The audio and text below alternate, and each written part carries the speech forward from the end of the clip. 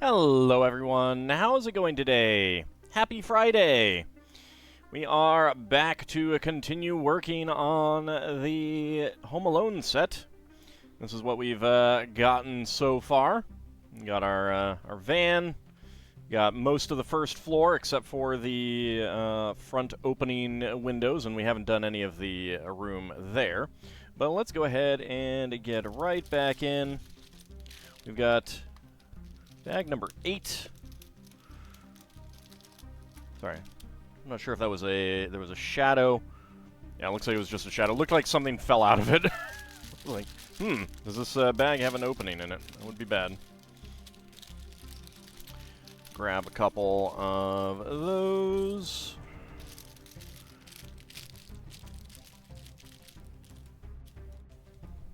I hope everyone's Friday is going well.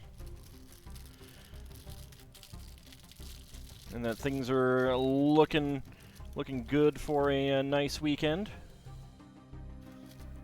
I myself am eagerly looking forward to inflicting significant pain and suffering on my Spelljammer players, as usual. As usual. I mean, that's just what you do as a dungeon master, right? It's like required. Pretty sure.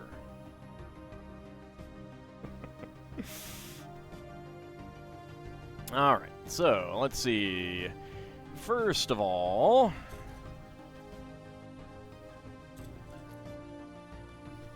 2x2 and some airplane window pieces. And a black 2x2 tile with center stud. Can't complain, took today off from work. Oh, gonna have a nice long weekend, huh? Walks in from CK2 panicking. It's just the Aztecs. It's fine. Alright, let's go ahead and get that tile on there. You need an inverted dome. Off Monday as well. Nice. Nice. I technically have no holidays.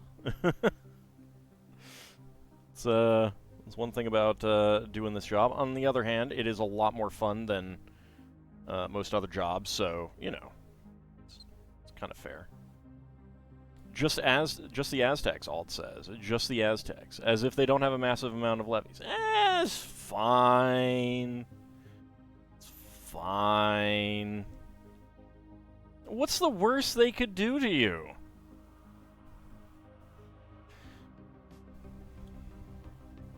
Alright, let's go ahead and get that into the corner up there.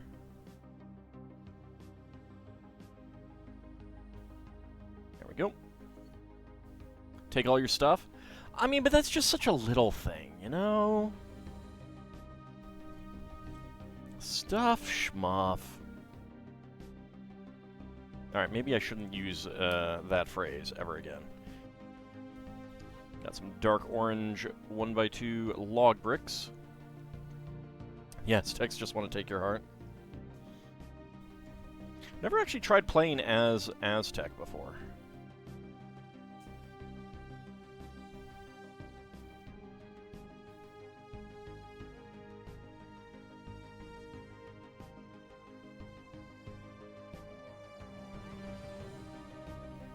I mean, you could always swear fealty to them, then they wouldn't bother you. Alright, we need another one of these paddle pieces.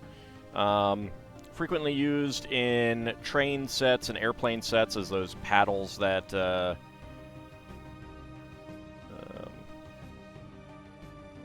you know, people on the tarmac use to guide in planes and stuff. Can't, you're an emperor. Oh, well, you know. Might as well just die.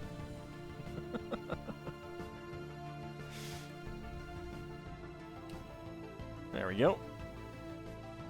Alright, got some more gold 1x2 cylinder plates. I can't do that either, Immortal Dragon Emperor. I mean, you could still be killed. And then we have brown ones underneath.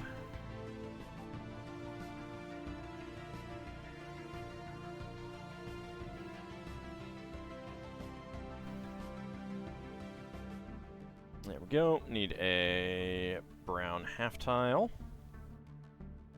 Brown log bricks.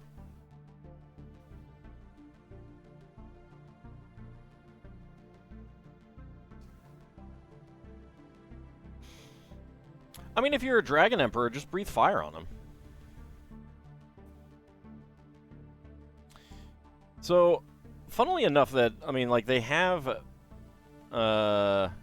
clock patterns. I don't know why they didn't print one here, but that would be a sticker for this grandfather clock. Which is not a bad sticker. It's always nice to have other clock patterns.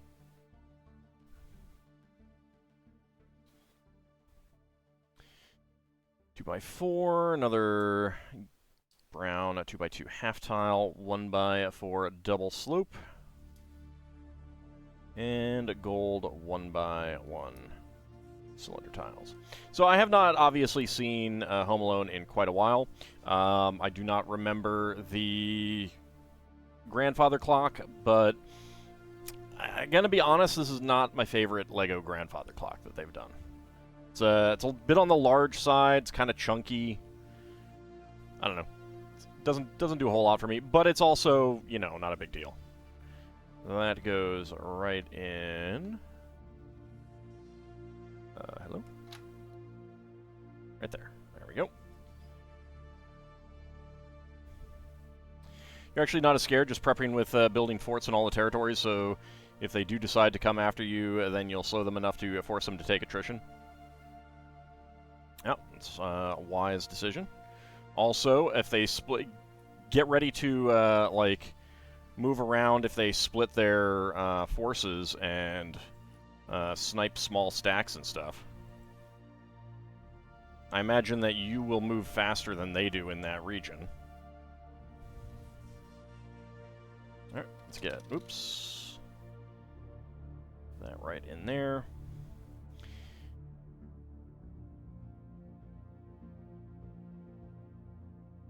Alright, so 1x8 dark red tile right here.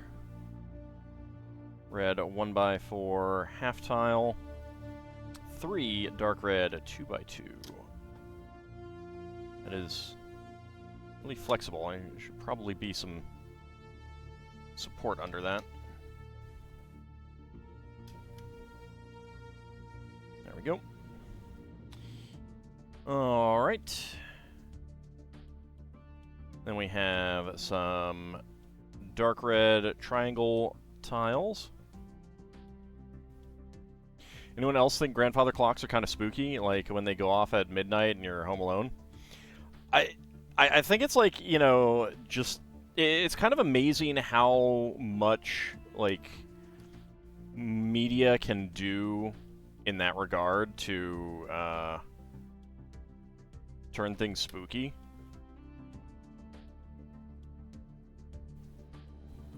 Same thing with just like hearing weird sounds in your house at night when you're alone.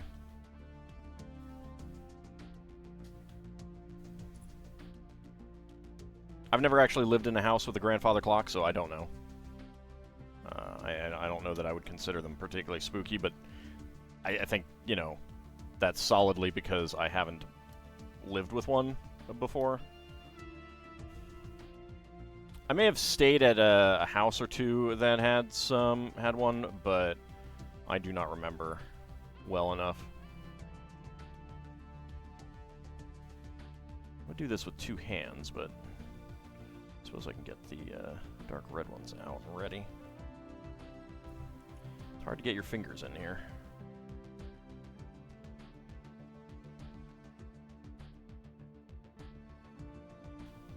There we go. And last, dark red one. Whenever you're home alone and you hear something unusual. Yeah. Yeah. I mean, a grandfather clock isn't exactly unusual, but it's pretty common in, like, spooky movies, horror movies of a certain genre or type.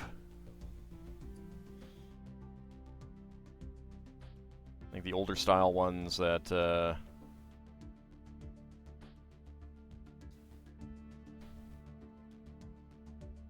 have you know, ghosts and stuff, as opposed to modern kind of slasher horror. Sound of an old school phone ringing, like the ones with the handsets and cords, sounds sinister. Yeah, but I mean, like, again, that's so very like Pavlovian, you know? I bet if you lived with them, they wouldn't sound so weird or freaky or creepy.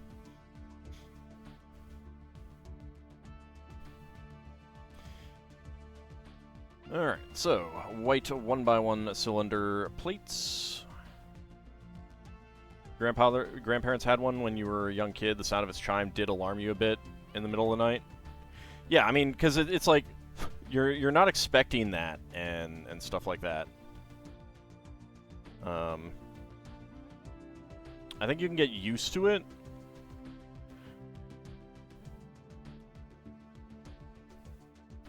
That's what made Silent Hill very stressful for you. Yeah, I can see that. Not to take anything away from being creeped out by them, of course. It's just interesting to think about, like, why it is and why it affects certain people.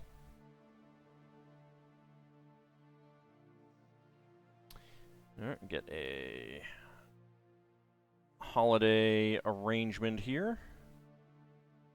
Right there. 2x2 cylinder tile. A sticker would go on there with some food. And then we have a couple candles. Pardon me.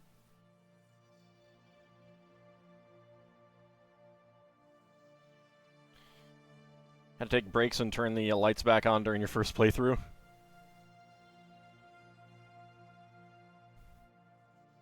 I have not played many horror games, so I cannot speak to having that kind of feeling with them. But I do get it. I've definitely had that with some movies and stuff. For some reason, you were playing with the lights off for atmosphere? Apparently so. Right, there we go. Get the table on there. Alright, the chairs aren't actually going to connect to anything. This would get a sticker for what I assume is a record. There we go. Alright, chairs.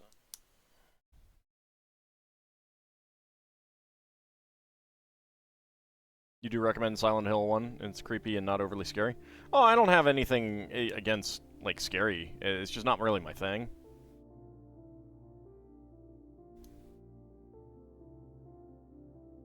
I mean, who knows? I'm not saying that I'm never gonna play Silent Hill. I just don't have, like, an urge to do so. It was never really on my radar when I was a kid, or whenever it came out, because I probably wouldn't have been a kid at that point, actually.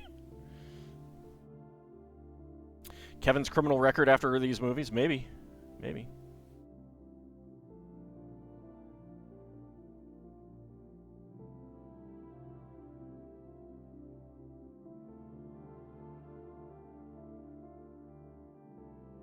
I mean, a lot of it boils down to I have so many games. Like, I had someone recommend doing some replays, and it's like, I wouldn't mind it, but I also have so many games to play.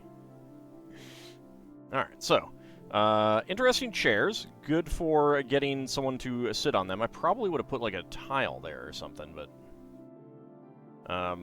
one downside of them is that they're not going to... They don't stick anywhere. You like the idea that Kevin opened his own home security company? That'd be great.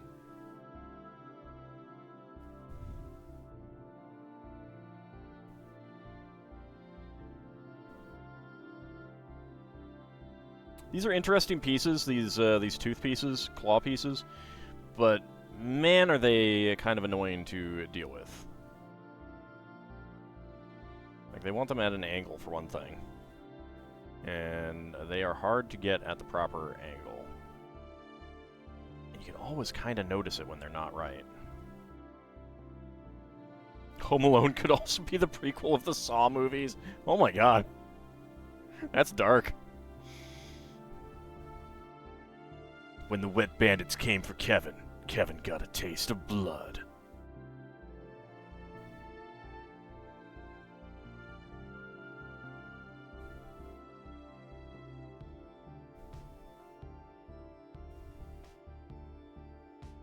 There we go. Right, get that chair in there.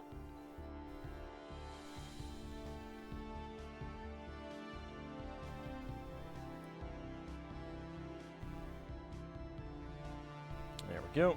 And get our teeth elements. Webb says Silent Hill came out February 1999. Yes, so I was not a kid. Is that for US or Japan?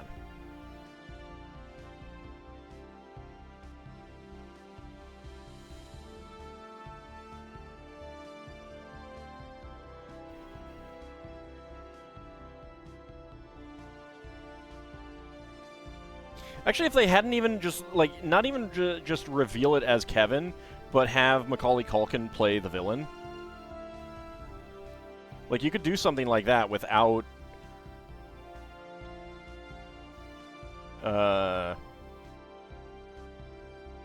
naming the character or something like that.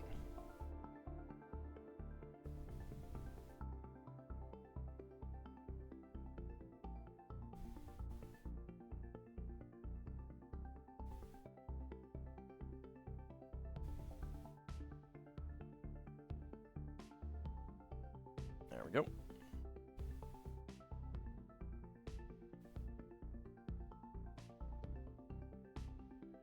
Get these teeth in for the final chair legs.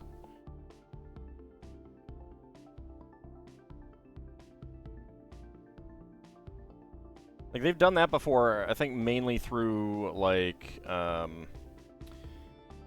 cameos rather than hiring an actor to play a major part, with the wink and nod of it being some other character that they've played. Then again, that's also really dark, so I can see why they might not, why no one might want to do that kind of thing. Alright, chairs are assembled and under the table. Next up, we have the mannequin. Beige plain head. We've got some hair. It's hiding that piece. Get that right on there. And we get the arm for the record.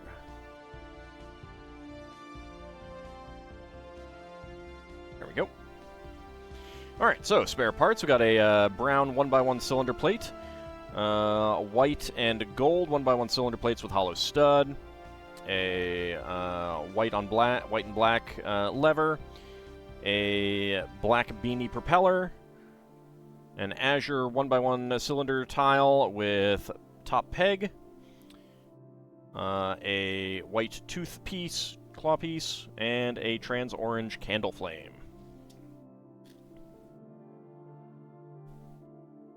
February 99 was North America, and March was Japan. Interesting.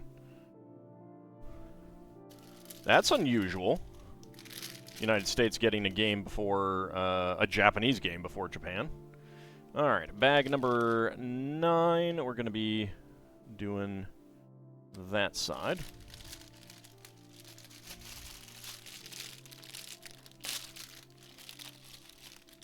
Then again, I could see the game being aimed, like, created primarily for an American audience as well.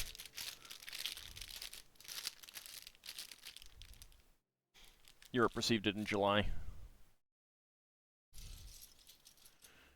There we we go. Get some of those there.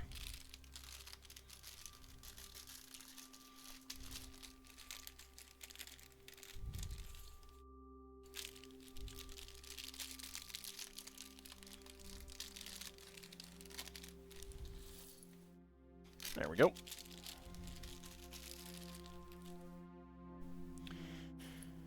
Alright. We are starting out with some turquoise. Double stack of 2x3s, then a 1x2s, and a plate with a click hinge piece, another 2x3 plate. Brick behind, and a pair of 1x2 to 1x2 upward brackets. There we go.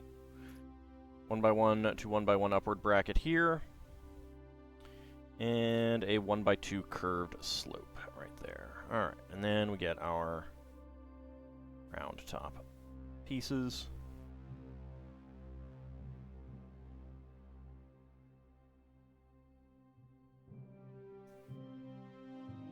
No worries.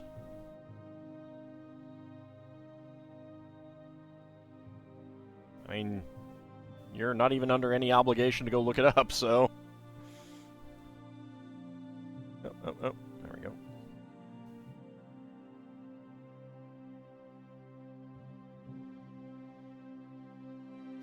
Alright, so we got our easy chair here. I believe that was a cup holder in the arm of the chair. And that actually goes exactly where you were standing. Go ahead and get the ice cream there. Alright, so... right there. There we go. Okay, so these click hinge pieces, they're going to be the locking mechanism, the very loose locking mechanism. It's not even weird.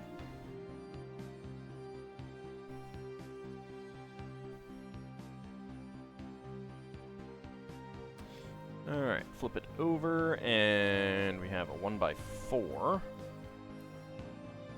And a 1x1. Really do wish that they would use white instead of black for the shading on brown pieces.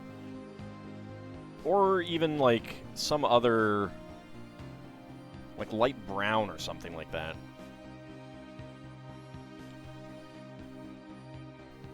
So they do it for black, right? Yeah. So black pieces are outlined in white, but brown pieces are outlined in black. And it's like, you need more contrast, Lego. You really do.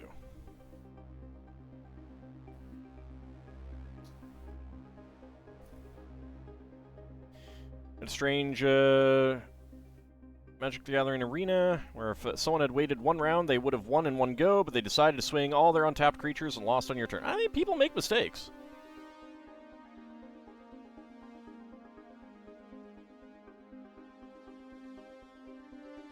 I mean, I've certainly been playing games, either, you know, like LPing or streaming or something like that, and I did a thing and lost, and people are like, you could have won if you did this. And I'm like, well, it happens.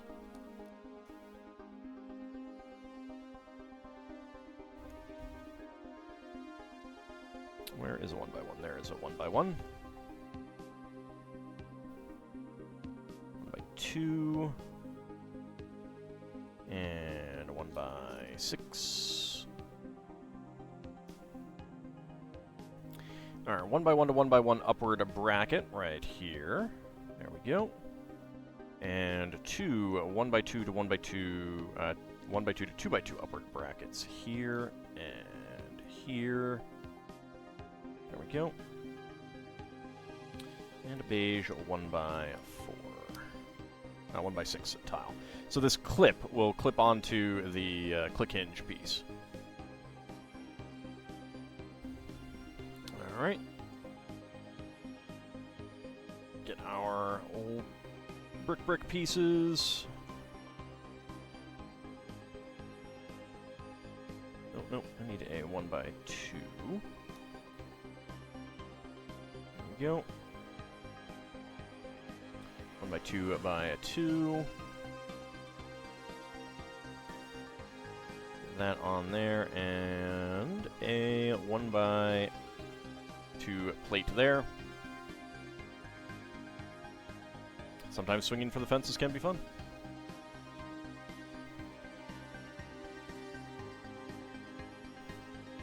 Trying out a new strategy, you know, I mean, there's all kinds of things that could be happening.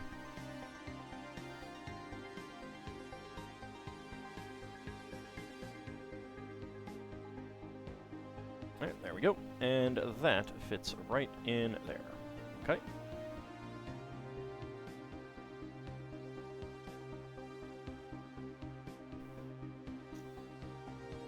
Alright, 1x4 plate, to 1x2 rail plates, a bunch of windows, getting 6 of them.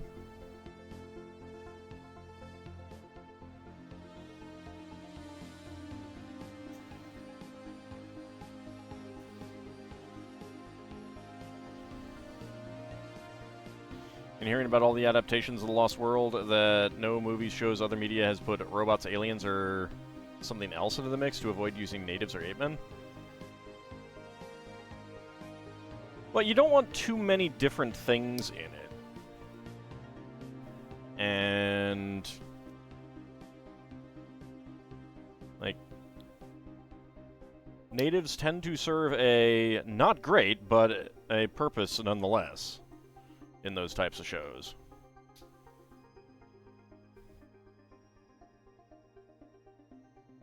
Okay. 1x2 to 1x2 upward brackets in black. There we go. And there we go. Stop coming off. Slip that right in there. There we go. Alright. 2x3. Pair of bricks. And 1x1s? I guess to not have the edge of the bricks showing here. Still a little weird.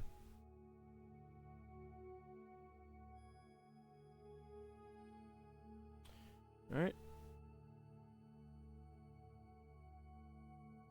No, that is the that side of the bricks.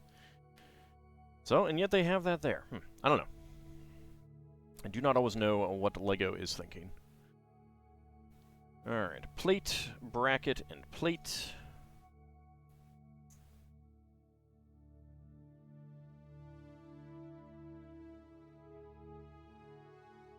There we go.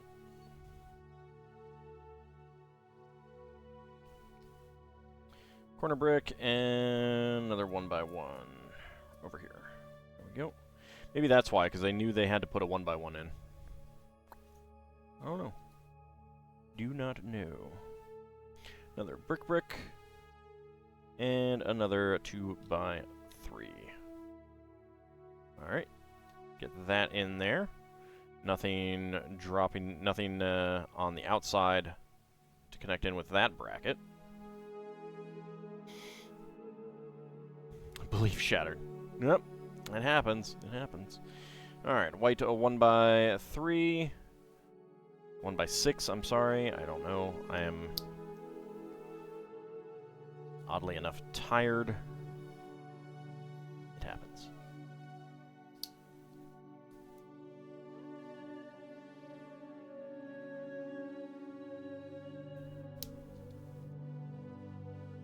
There we go.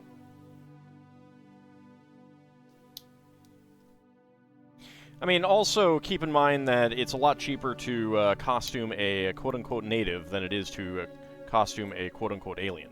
Well, bunny.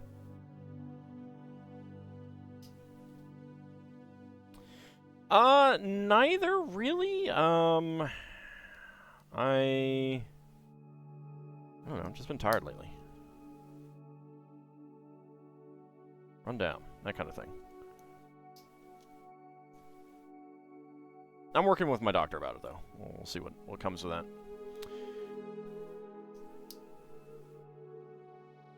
And the 3-month gift subscription courtesy of Anghamron has entered month 3. Oh, well, that's nice.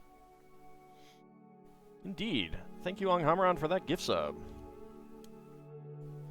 Letting Nadaroge AI use all of the wonderful, wonderful emotes that I have. And howdy, Nadaroge AI. How's it going?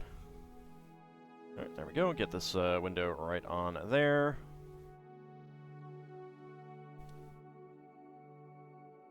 Okay. 1x2, 1x4 to a 2x2 plate hinge.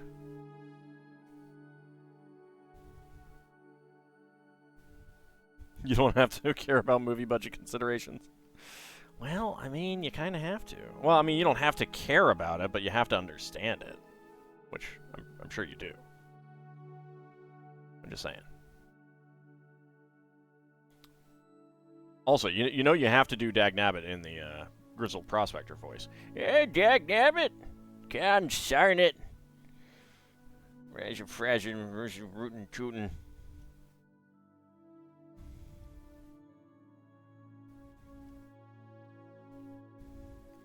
And let's see, 1x2 plates. There we go, and there we go.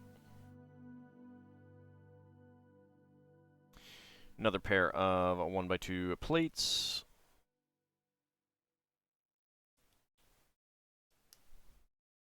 And another plate hinge. Might be your last stream for a while, going to be busy until the 8th. Well, I hope it's a good kind of busy.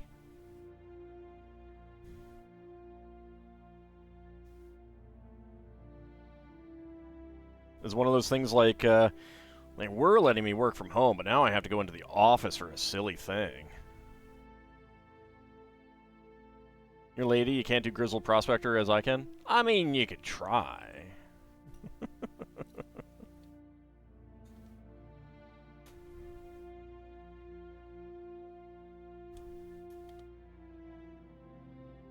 Alright, there we go, and then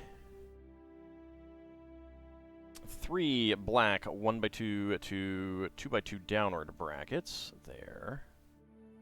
And there. And there, of all places. Making money.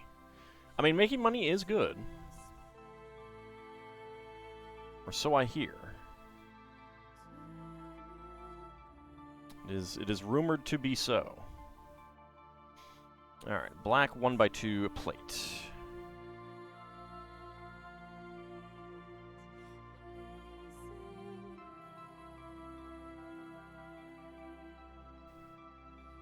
I got no black 1x2s. Did I use a black 1x2 somewhere where I shouldn't have? Yes, I did. Duh. Right there. There we go.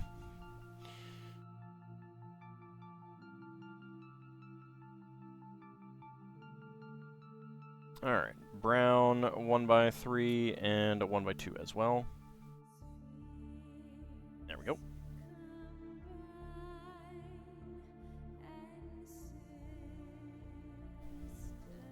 Two by two corner plate and another pair of brown 1x8s. And then black 1x2 tiles.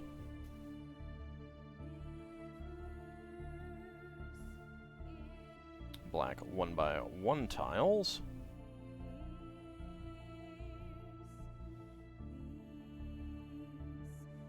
That 1x2 half tile in there. And there we go. Where is the mold mark? There it is.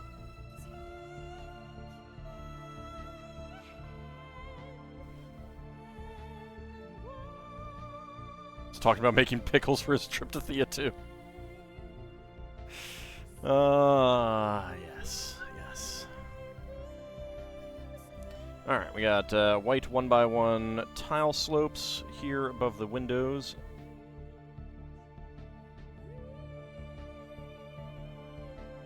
Brown 1x2 tile there. And two 2x8s covered in grill tiles. As we all know, in the far-flung future of 1999, all ham is pickled. That is patently false, sir. It's patently false.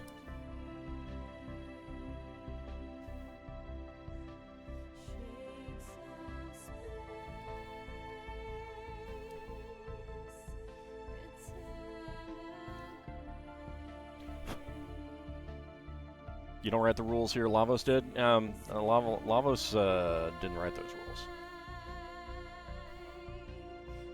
Mind you, he probably would, because he would be the type that likes pickles. There we go, we got our shutters on the window. And flip it around to the inside. Brown 2x4. Got a white 2x4 tile with a picture of the... I think is the Empire State Building. Right, bright green 1x1 cylinder tile and a green 1x1 plate. Another green 1x1 plate with a red 1x1 plate flower.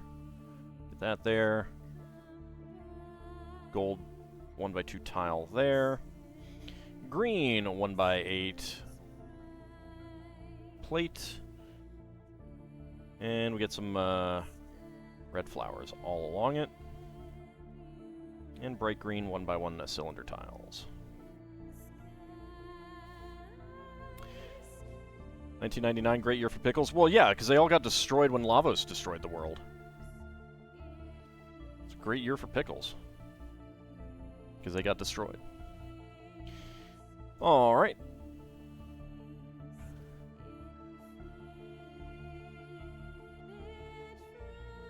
Let's go ahead and put that on right there. Swing it closed. And we need brown 1x8 and a 1x2 plate. 1x10 and 1x12. Another 1x8 there.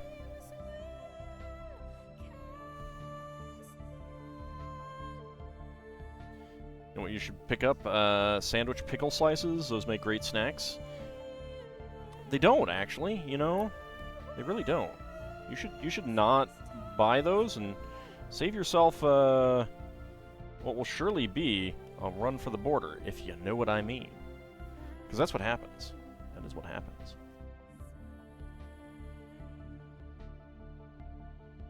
Alright, 1x4 tile, 1x8 tile, and 1x3 tile. And then flip it over, and we've got 2x2 corner, 1x1 plate.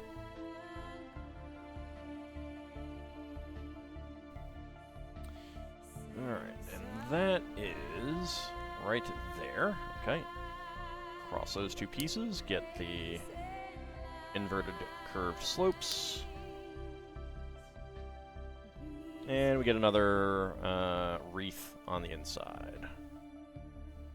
Trivia, the gangster movie scene Kevin watches in Home Alone was the first scene shot. Probably helps to get in... That doesn't really surprise me, because that probably helps to get into character and stuff like that. Seems like it would be good for that. There we go. Alright, 3 1x8 tiles.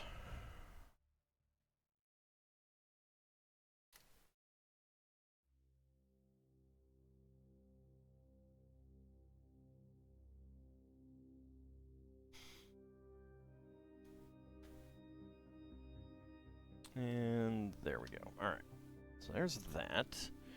1x2 tile and a 1x1 tile. go. Also, I missed 1x2 brown tiles down here on the bottom.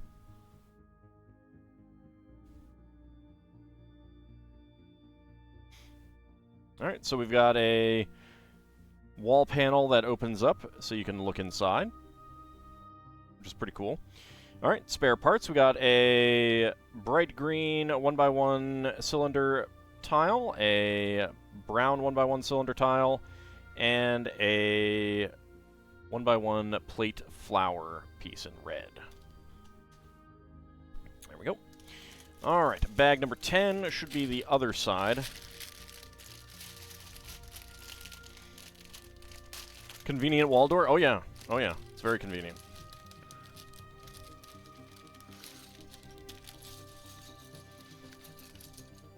It allows the giant gods who exist within the universe to reach in and move things about. It's very handy. Very handy.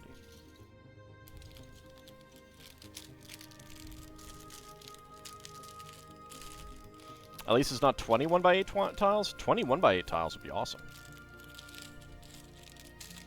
I would love to have 21 by 8 tiles. Times 20. Times another 20. 1 by 8 tiles are great.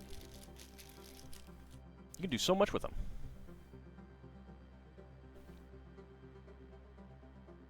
Howdy, Kinshiro. How's it going? Alright. So, bag number 10.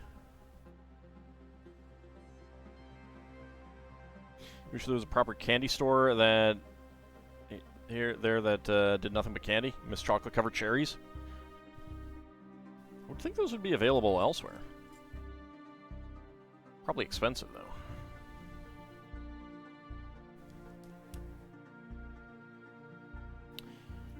Not that I know. I do not go for chocolate covered cherries.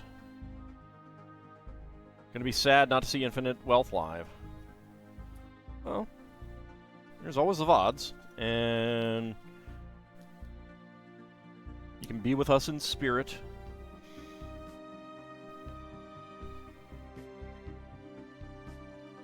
Alright, I'm not sure what you're trying to get at, Lil Bunny. Sorry.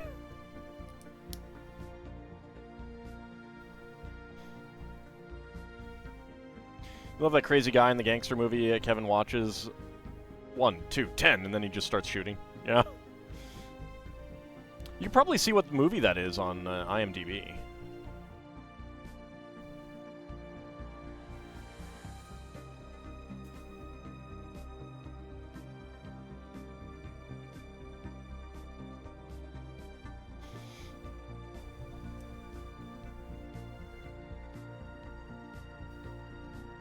Very much a mirror of what we did on the other side.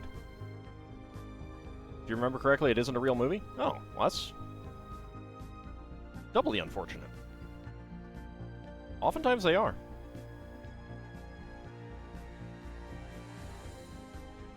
Oh, you mean the... Okay, so the movie within the movie was the first thing they filmed, as opposed to the scene with him watching the movie. Understood. Understood.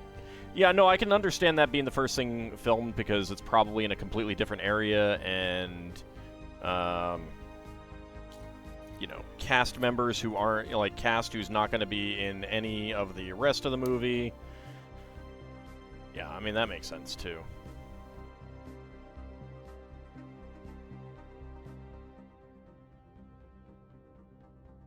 You believe in-universe it was called Angels with Dirty Souls.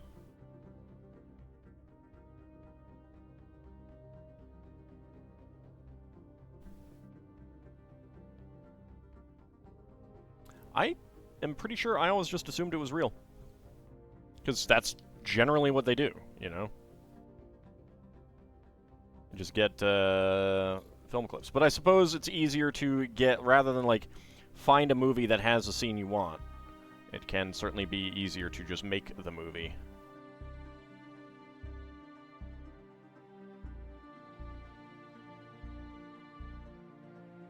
It's a reference to a James Cagney movie. Ah, okay.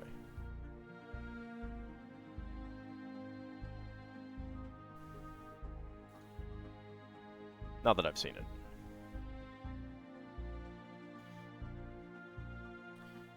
plate and 1x1 tile.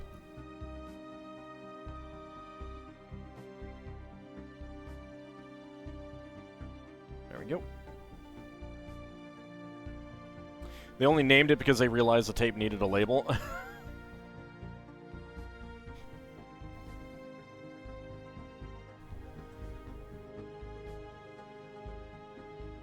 Alright, let's see.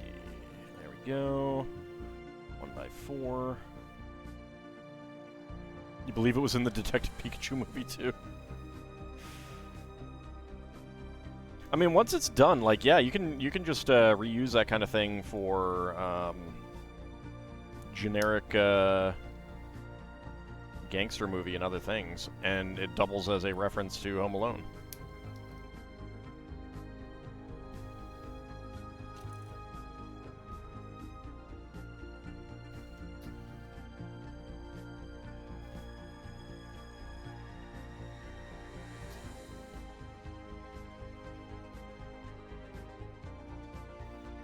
Isn't there a sequel for the Detective Pikachu movie in the works? I think there has been for a while. Or at least talk about it. I don't pay that much attention these days, honestly.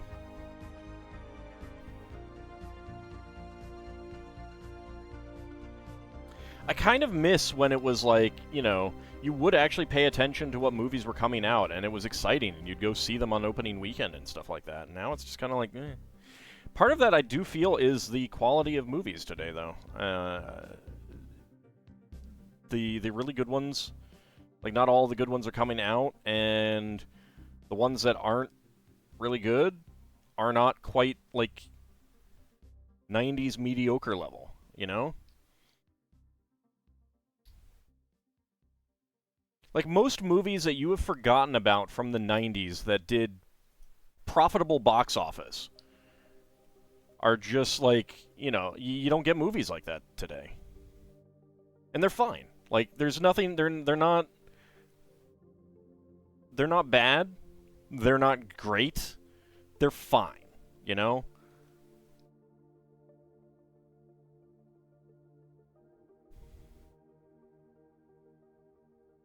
I think you've only seen 2 movies in the theater, wow.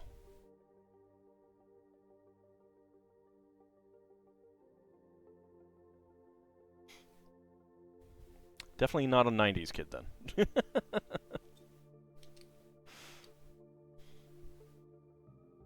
They don't want to do the midpoint movies anymore, just the really cheap or the blockbusters. Well, I think part of it is just, like, the funding isn't there for the mid-quality movies anymore.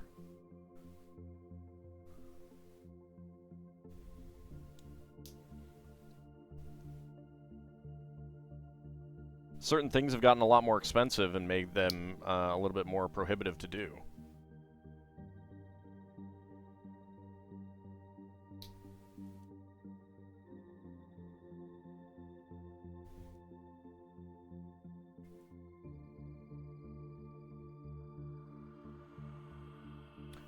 But also not as many people are going to theaters anymore, so it makes the, you know, those midpoint movies just not as profitable as they used to be.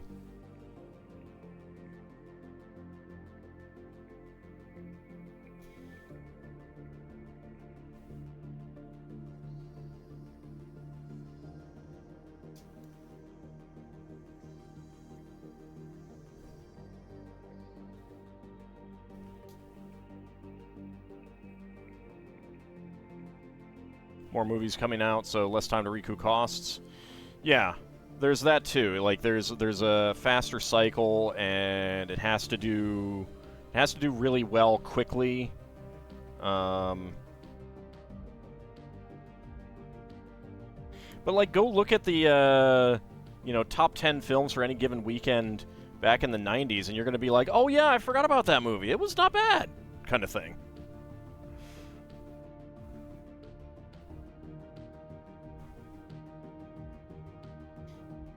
So much content on TV, YouTube, Twitch.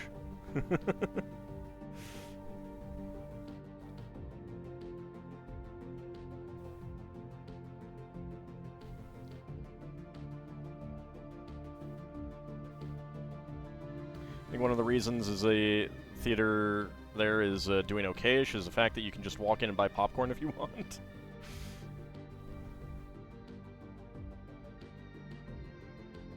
That is definitely interesting.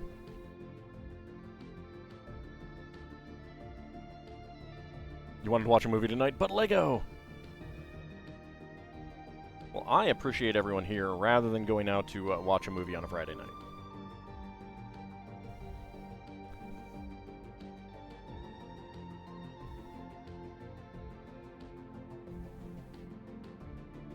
I mean, if you went out to see a movie, would you get great commentary? Like, movies today aren't, there aren't as many mediocre movies today. Oh, man. Alright. Get that right on there.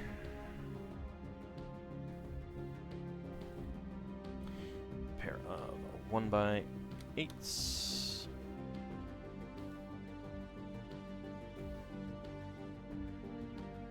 1993 was a pretty packed year for movies. I mean, if you look at, like, most of the years were pretty packed for movies.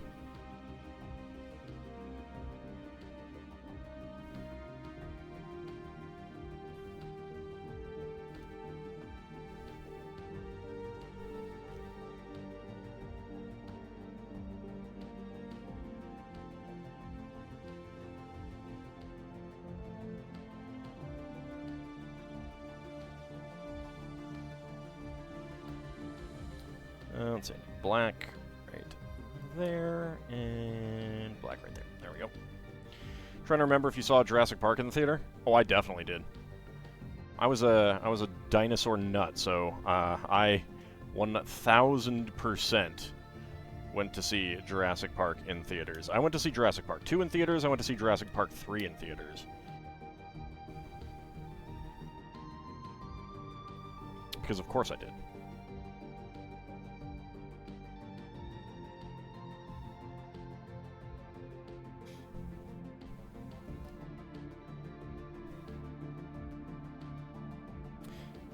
Lived in a place without a theater for most of your childhood. Okay, that's fair enough. That's fair enough.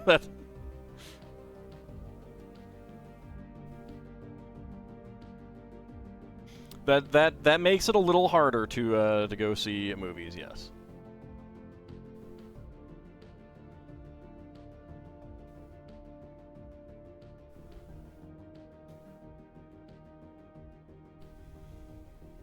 Let's see. That. Alright, let's get these brown 1x2 tiles on that I missed last time.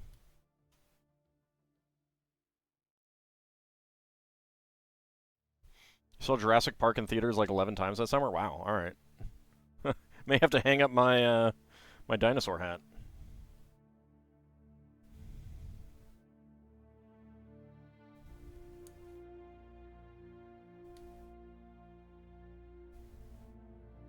I would not have been able to afford that.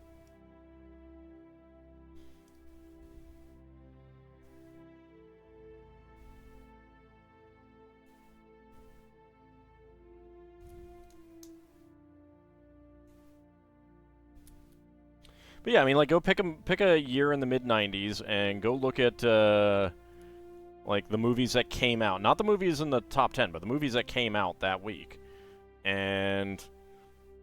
you know, if you're of sufficient age, you're probably going to be like, "Oh yeah, I remember that movie. It was pretty good. It was decent." Or, you know, "I enjoyed it."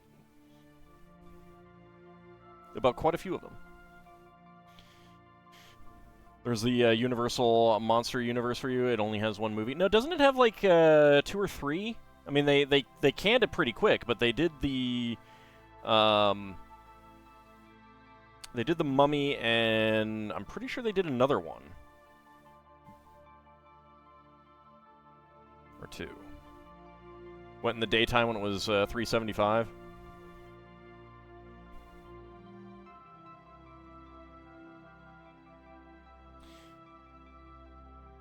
There was a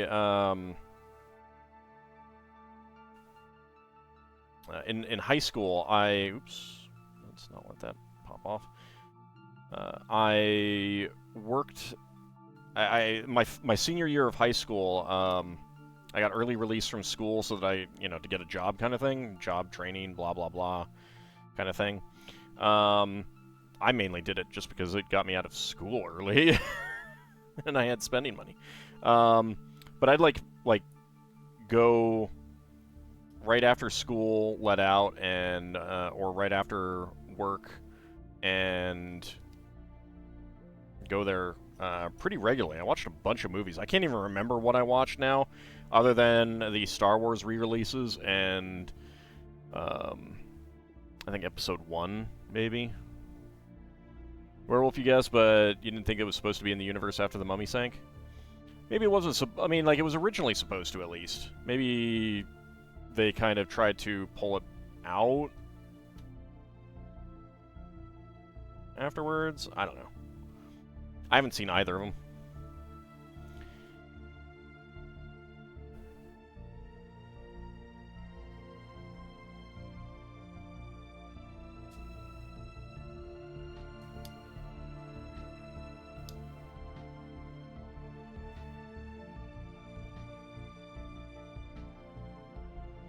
Did anyone see the Tom Cruise Mummy movie? Any good? I think it's on Netflix right now. Yeah, Wolfman. Yeah, because it's the old Universal monster movies that they were trying to cash in on.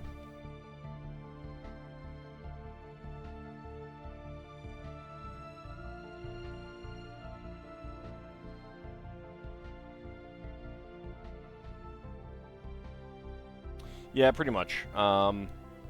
Partly it's because everyone sees the success of the Marvel movies and just tries to copy it rather than try to do their own thing that is also, a universe.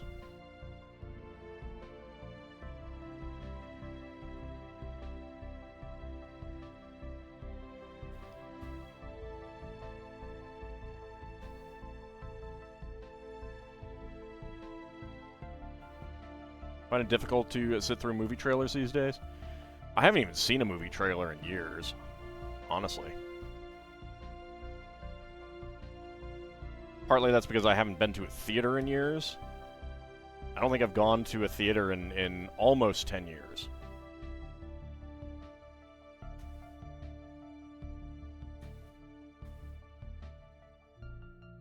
Oops, there we go. 1 by 2, 1 by 1. All right. So that is going to be the first floor. Go ahead and put this back there. Bring up the camera. And here you can swing open the front walls to look inside. Pretty cool.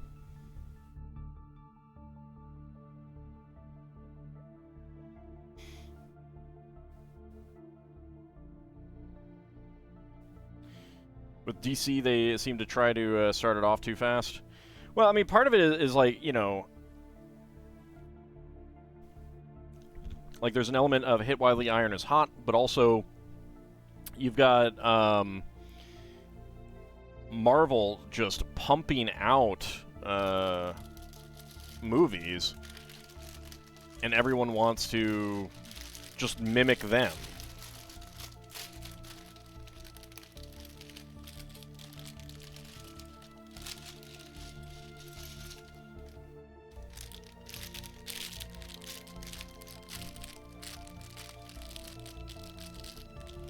Doesn't DC just make remakes of Superman and Batman?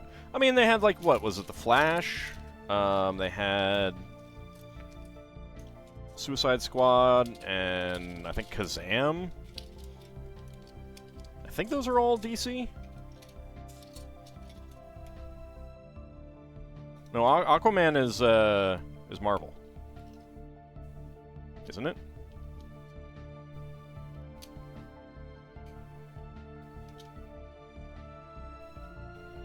Not like I know. Aquaman is DC? Oh, alright.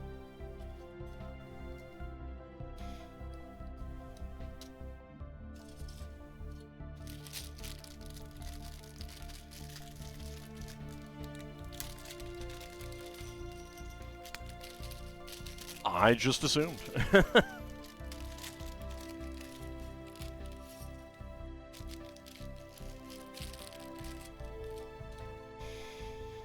Alright, let's see. Brown, a 2x3, beige, 1x8. All the comic fan. No, not really. I mean, I know you're making a joke, but the extent of my comics reading was, I think I read some of my sister's Gen 13.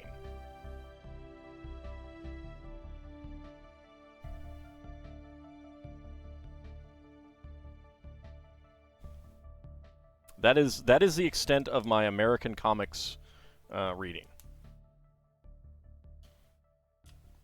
I own absolutely none. I have never owned any. I've never read any Superman or Marvel, DC or Marvel, none of that.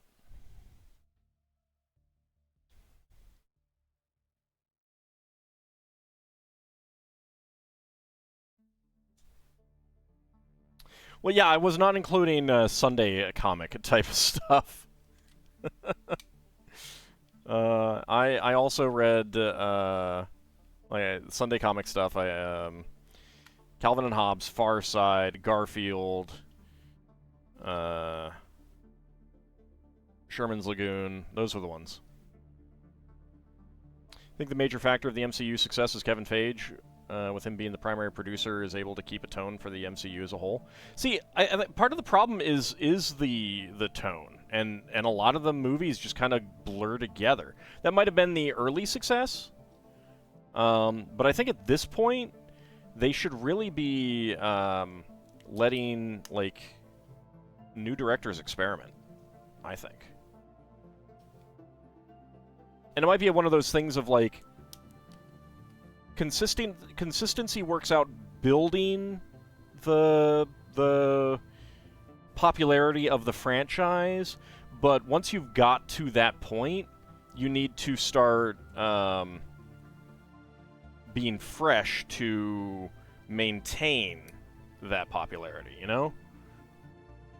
That could be it. It's not like I know one way or the other, but I'd certainly be more interested in Marvel movies if there was more interesting things going on, I guess. Look at the Iron Man movies, and you really see how the tone changed over time in the Marvel movies to something homogenous.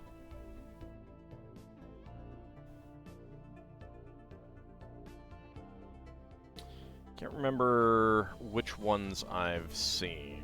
I know I've seen the first one. I'm not sure if I've seen any of the others after that, actually. Well, there's 4 Iron Man movies, right? Iron Man 1, 2, 3, 4 kind of thing.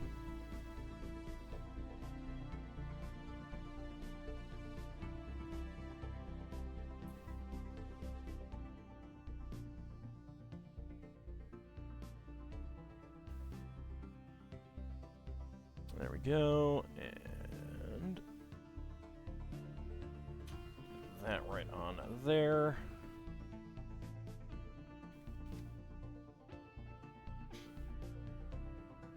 I mean, you would have thought that I would have been into the Transformers comics, but I never got into them. I never even think there were only 3. Fair enough.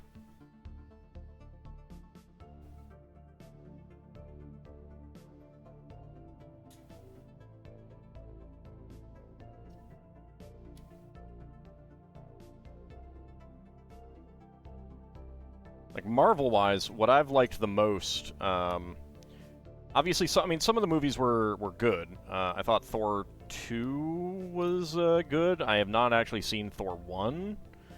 But Thor 2 was a little bit on the, like, it was pretty out there in what it was doing. So it felt much more fresh, shall I say. And obviously Black Panther, that was really good.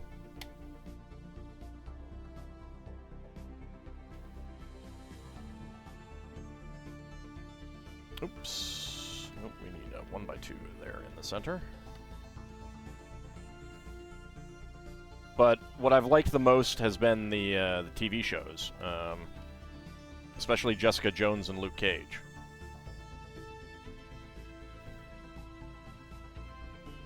Well, keep in mind that I've only seen Thor 2, and the number of other Marvel movies I've seen is relatively light. It has tended to be like, oh, hey, it's on Netflix now, I guess I will watch this.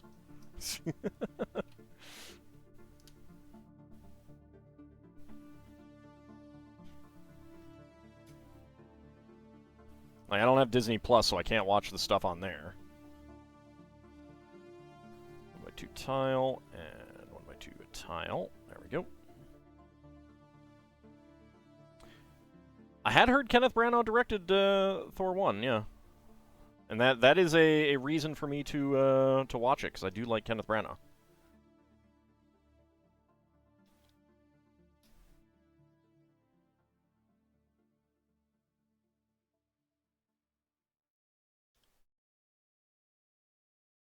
But just never like had an opportunity kind of thing. You did enjoy Echo on Disney Plus? Howdy, Shield of Hope. How's it going?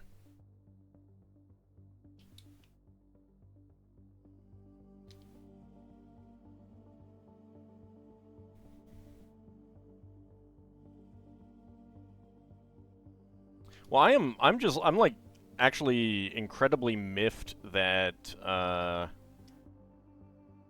the Netflix Marvel shows were pretty clearly like ready to continue, and with the license loss, Disney didn't just be like, yeah, we're just gonna continue straight on with it. Just pick it right on up. That would have actually gotten me to sign up for Disney Plus, because I did enjoy them. You were listening to people bashing Madame Web.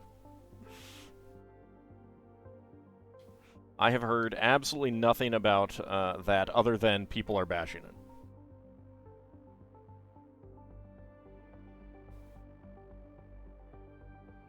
I mean, I picked up the gist of it, but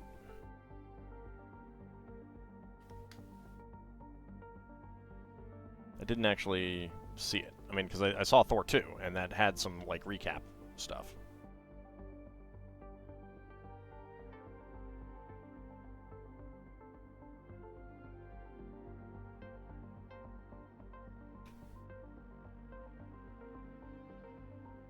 They are going to pick up Daredevil again. Yes, yes. I had heard that, and I might get it for that. But at the same time, Daredevil was like my number 3. So Luke Cage was number 1. Jessica Jones was number 2, although that fluctuated too. It was like depended on my mood. Which one did I like better at any given time?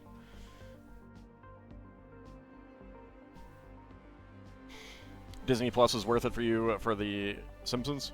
I mean, I'm not saying it's not worth it for me. It's just that I don't exactly know what's on it, and I haven't really looked. So there's an element of, like, you know, what you don't know kind of thing. But I also have Netflix and Criterion Channel, and I don't really want to have to pay, you know, $45 every month for all these different streaming platforms and stuff like that.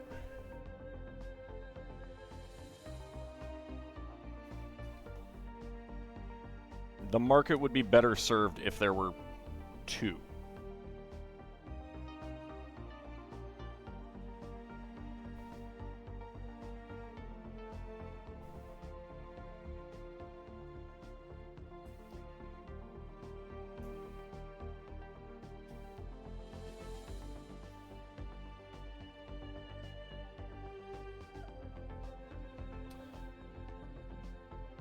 There's like too much content. You feel like there's an arms race for 3 companies that will end up owning everything. And the thing, like, I want I actually want streaming services that do not make their own stuff. I would actually prefer streaming services that do not make their own stuff. That's one of the things that I like about Criterion Channel. They don't make their own stuff. So there's no... there's no arms race in that. It's mostly classic movies, mostly older movies, but also, like, some other things that have aesthetic value beyond that, but might otherwise be crap. Like, for crying out loud, they recently had, let's see, what was it? Escape 2000? Like Bronx Warriors and Escape 2000, which was Escape from the Bronx on, the second one, Escape from the Bronx on, Mystery Science Theater 3000. So, like, it's not necessarily, like, there's aesthetic things about many of the movies, but they may still be bad movies, kind of thing. And I do enjoy that about, the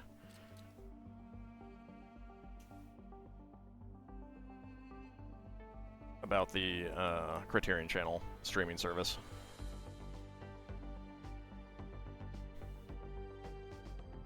Oh, absolutely. Like, I'm sure you saw that Amazon has now jumped onto Elon Musk's National Labor Relations Board lawsuit, which Trader Joe's is also in. It's a really bad thing to have billionaires decide that no longer should workers have rights. Alright, we got a turquoise 1x1 plate as extra here. But it is about time for some minifigs. Alright, let's see. Starting out... I mean, there has been some antitrust stuff, but it also takes a long time to go through. Like, there has been some recent antitrust stuff going on, which is good.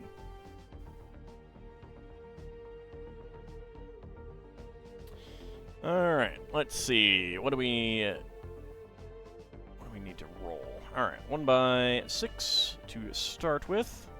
To see what column we grab. Alright, so that's a 6. So in here. Oh, nope, that fell out of my hand. Didn't roll. That is a 19. I'm going to re-roll because I'm pretty sure there aren't 19 in that column. 5. There we go. That is a 5. 1, 2, 3, 4, and 5. Alright.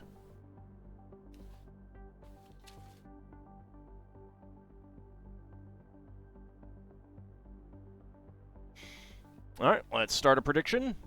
Can all guess what is inside the minifig pack? Let's go!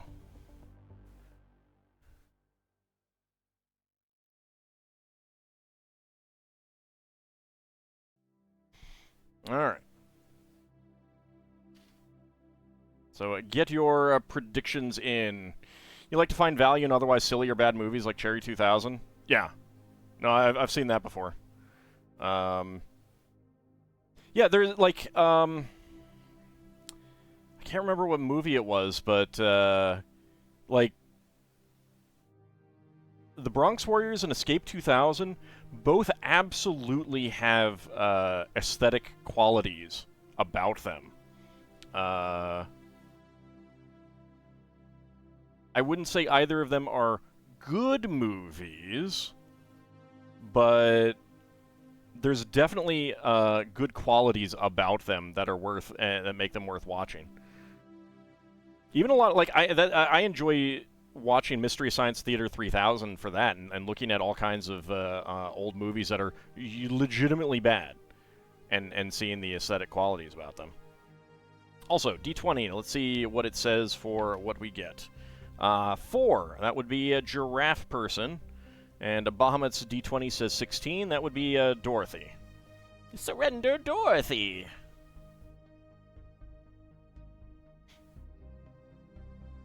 I mean, there's nothing wrong with liking, you know, good, bad, mediocre movies, and you know, whatever category you want to put it into.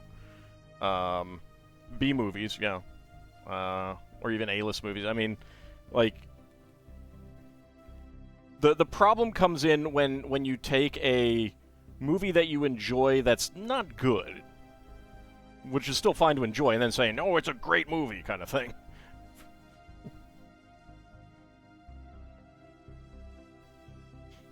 All right, predictions are closed. Let's go ahead and get my timer set up. Like, it's okay to like bad movies. It's just, you know, don't try to say that it's Citizen Kane. You liked it because it was on and you watched it. There you go. I mean, I used to watch tons of bad Sci-Fi Channel movies and enjoyed the heck out of them. All right, and go. All right, let's see. All right, it is definitely not Giraffe Dude. We got a small piece here.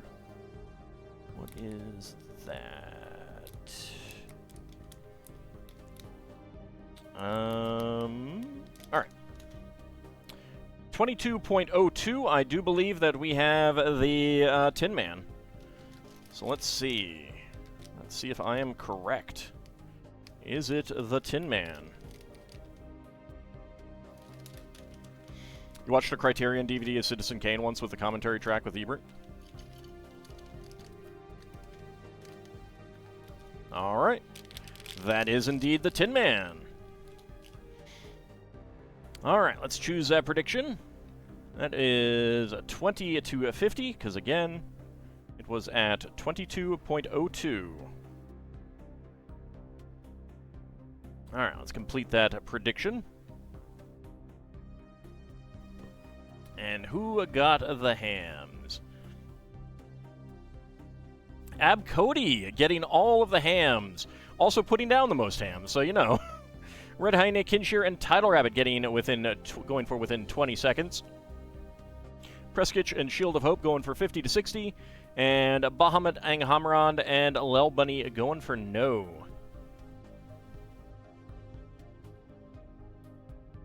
Ald will finally, quite literally, have a heart. I have a heart. It's a good heart, too. It's a heart of gold.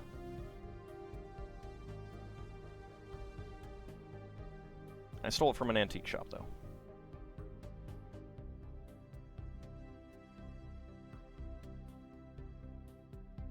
Alright, hold on.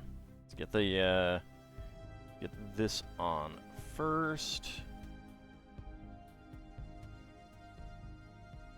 There we go. And his funnel hat.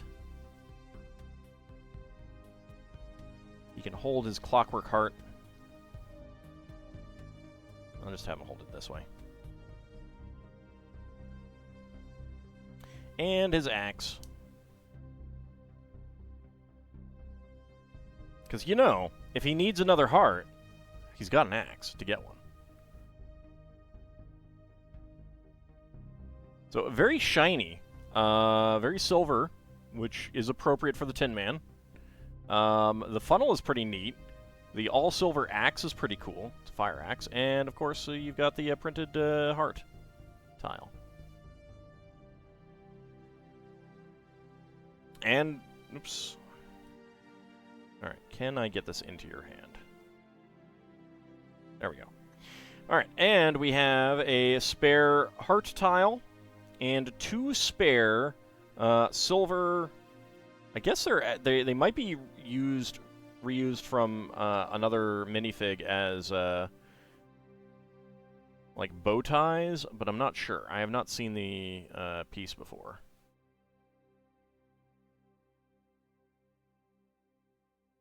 There we go. So I think they're bow ties, but I'm not sure. And he's ready to ask you a question as well. All right, so that was a new figure. There we go. Tin Man has been gotten. Next up, we have the Ninjago Movie, of which we're still looking for 2 figures. Let's go ahead and roll a d20. 16, probably not going to do that one. Well, let's see. 1, 2, 3, 4, 5, 6, 7, 8, 9, 10, 11, 12. Oh, I got 12, so I'll get a d12. That's easier.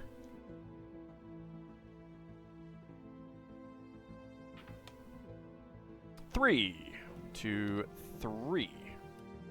There we go.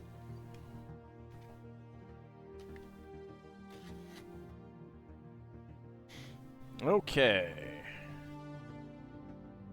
So, let's start that prediction. Can all guess what is inside this minifig pack? D20, let's see what we get. 1. I got a reroll.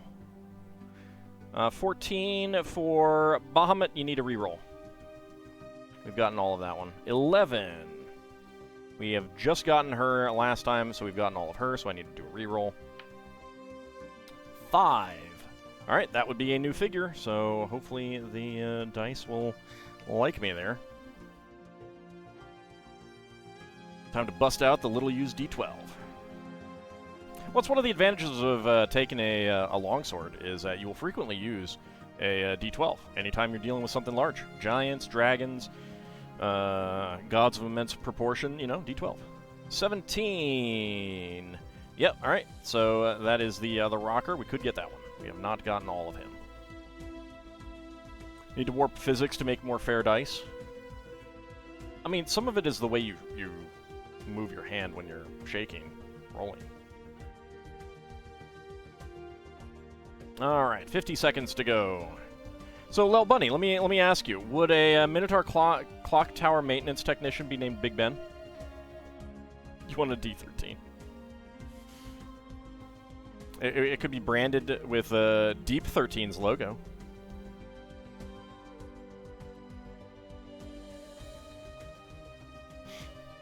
Big Bull. Wow. So you're saying he's a load of bull. Wow. You used to be a longsword guy, then you switched to the 3d6 glory of the two-handed. It's pretty good. The one of the players in my D&D game has a spear, a long spear, that does 3d6 against large creatures. It is pretty good. It's also like a +3 weapon, so... Alright, predictions are closed. By fair dice, you mean dice that have an even probability curve for each face? Well, I mean, these do, but it's a lot harder to do that with a die that is not a platonic solid. Or similar.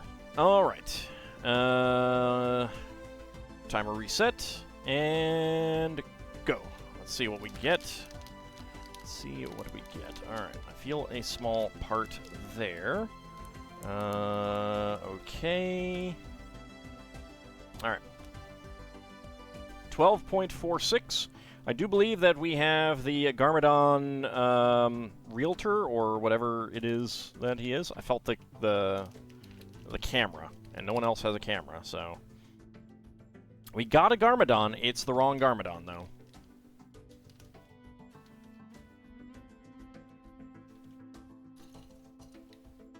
There we go.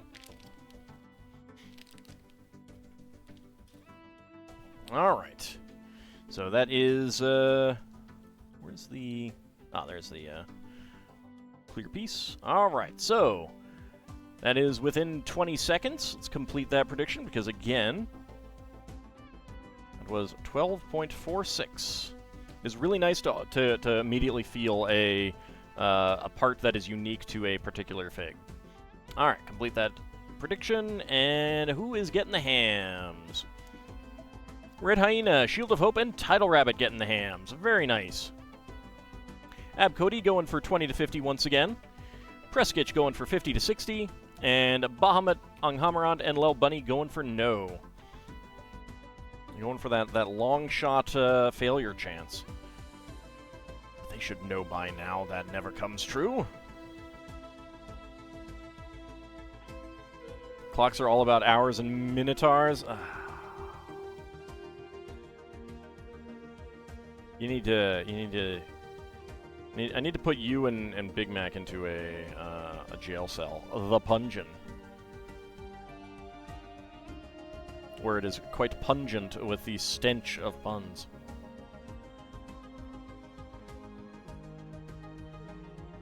Get that hair on there.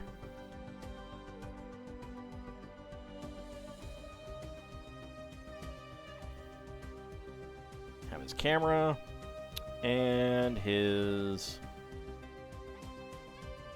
lovely, lovely picture of his volcano home base.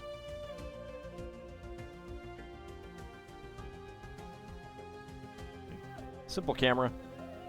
Double stack torso.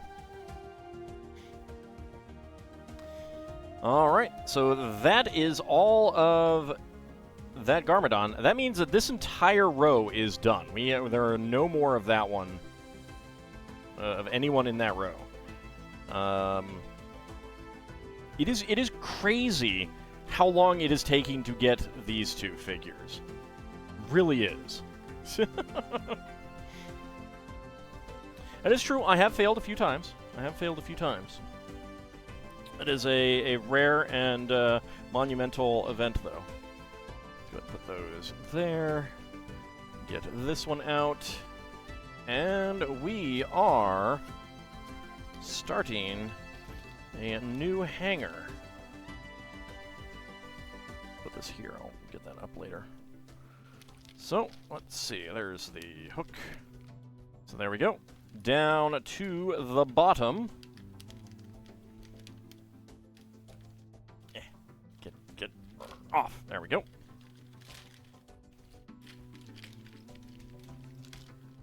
Alright, seriously. Flip back and stop fighting me. There we go. Alright. Put that back up there.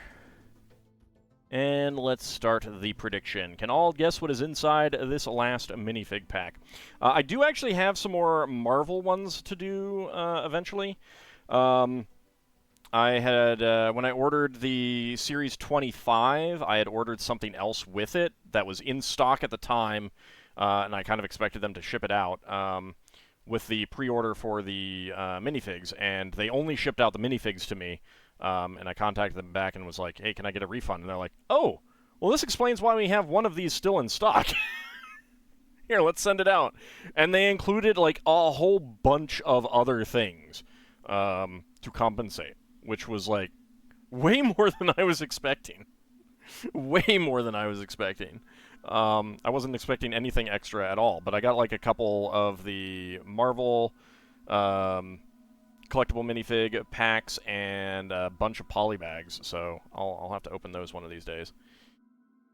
Alright, well, let's see. D20 says 14. Alright, so my D20 says Shakespeare. Bahamut says 16. That would be the Alien Queen. Not a rogue AI. You rolled a die. That would be the football star. Or the football player. Minotaur gear manufacturer. So he manufactures gear for Minotaurs to wear. Got it. Understood. Alright, 30 seconds to go. Get your predictions in. A Centaur astronaut. Imagine the expense needed for a Centaur astronaut outfit. Spacesuit. It'd be pretty crazy. Alright, just a few seconds remaining. Didn't actually roll, just picked a random number. Well, that wouldn't be a random number then. It's terrible. All right, so it can't be. Let's get rid of that guess there. It wasn't a roll. You need to roll. If you're gonna play this game, you gotta roll. Gotta roll with the punches. All right, predictions are closed. And go. All right, what do we got? Not the Alien Queen. That is just a fold. don't think... Maybe it is. There's some big pieces here. Alright, those are the legs. Normal legs. That is the head. Need another piece to feel.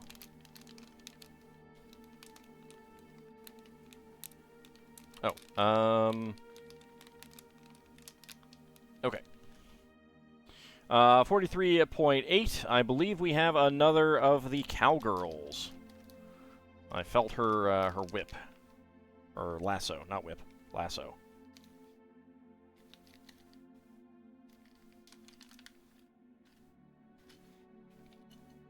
Yes, it is. Alright, that explains some larger, feeling that I had. This is a pretty large piece, in terms of its size and shape, like, the amount of, footprint it takes up. Alright, so that was 43.8. So let's go ahead and choose the prediction. That is a 20 to 50. Complete that prediction. And Abcody, Kinshir, Shield of Hope, and Tidal Rabbit all getting the hams there. Very nice. Red Hyena and Athen Kalis going for within 20 seconds. Preskitch going for 50 to 60. And Bahamut, Anghamrand, and Lel Bunny all going for no, having no confidence in me whatsoever. So mean. So mean. It was the first number that came to mind. Right. Yeah, well, it wasn't random. Something made you think of 5.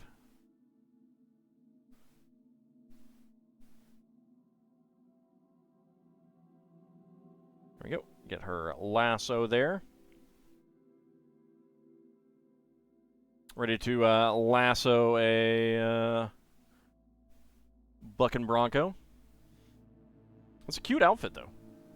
And I do like the hat. It does have a star on it. Unfortunately, like,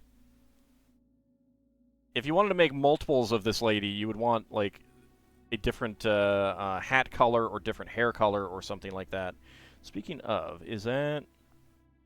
It is dual molded, but it's dual molded here, and this part up here is printed. Pretty good print. Well, actually, it might not be dual molded. It might just be all printed. It's hard to say. Hard to say. I don't know why they'd print that down there, but unless it was just easier. I suppose it could have been something where it was, like, dipped in, but I don't know. I don't know how Lego printing actually works. Probably would not be dipped. That's for Judge Doom. I do like her freckles. Those are cute. With your now infinite wealth, maybe you should put a few hams down. You should. Yes. Yes, you should. All right. So that is our second one. I mean, it's all for fun. It's not like you get anything out of them. You can't exchange hams for money. You can exchange hams for your hunger, replacing your hunger with fullness and satisfaction. All right, so those are the minifigs. Let's go ahead and get back to our Home Alone build.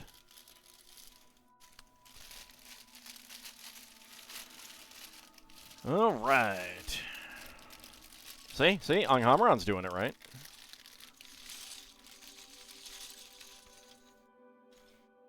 Lots and lots of brown brick. There we go. Lots of windows, too.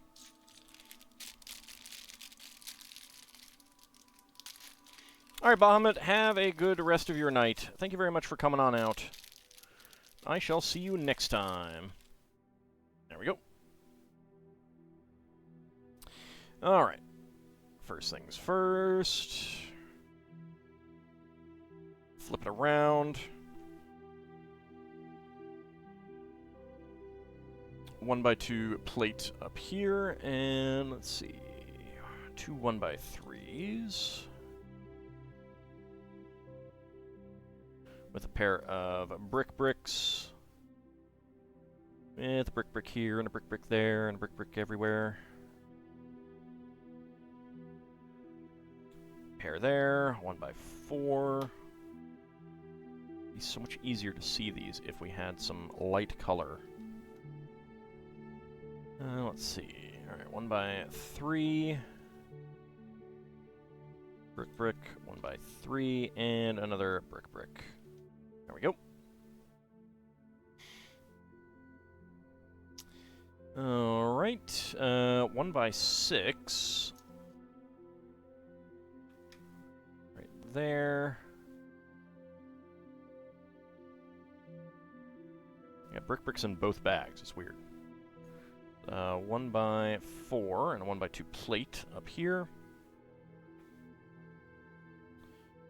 Plate is probably for the hinge.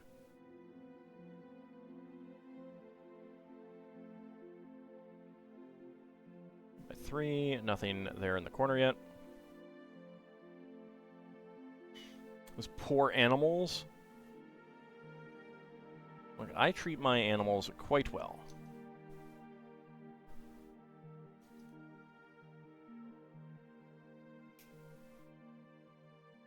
Alright, no more bricks over there.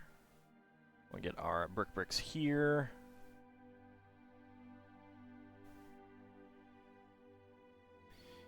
Let's see. 1x3 plate and 2 1x3 bricks.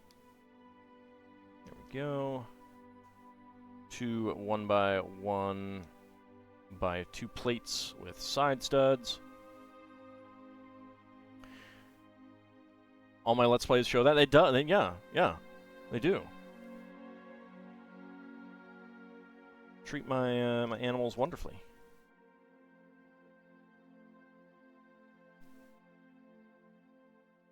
Alright, and we get a musket here. I don't know...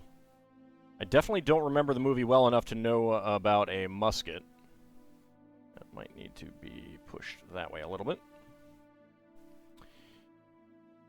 Okay, and that goes right there. Okay. 1x4, get a 1x1 Technic brick. Slaughter a whole chicken just for one single drumstick. No idea what you're talking about. Alright, 1x2 by 2 brick and a couple 1x2 plates. Guess it stands in for the BB gun. Oh, that could be. That could be.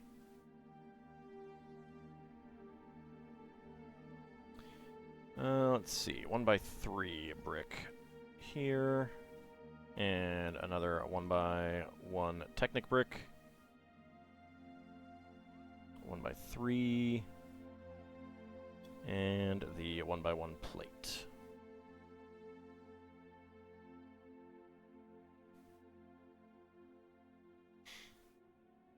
Actually, it can be pretty tough to remember all the details of the games.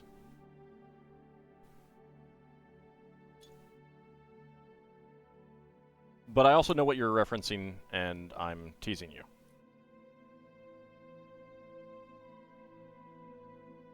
Another 1x1 brick, or plate. There we go. And a third 1x1 Technic brick. She is referring to Tactics Ogre.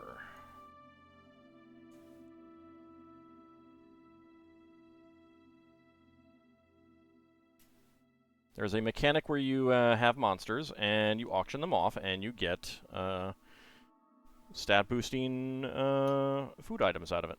You can also find those stat-boosting food items in the grass. It's always fun. Alright, so there's the wall there. So that is going to go... There's a slot there that will have to be filled. For you was the worst day of your life. For Auld, it was Tuesday.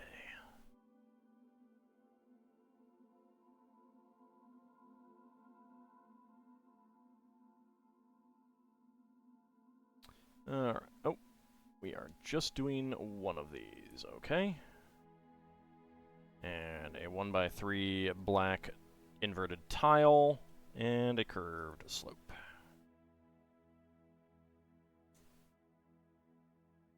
You're referring to Dragon Quest Builders 2?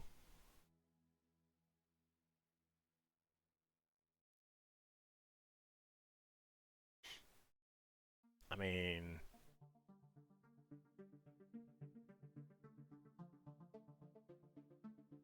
I definitely don't remember that part of Dragon Quest Builders 2 at this point. No. But it's also pretty common in those sorts of games to have a farming mechanic for animals. That gets you food. Alright, so there is the first of the shelves that will fall down, and in fact, let me swap that around because I can see the mold mark. I didn't want that visible. There we go.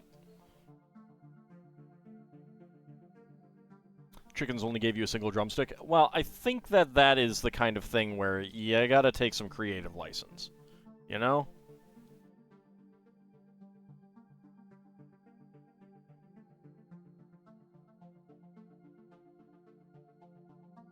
There we go. 1x2 tile, and 1x2 tile there. And that goes in there. Double Technic pin. There we go. Yeah, it isn't my fault the game only gives me a single drumstick.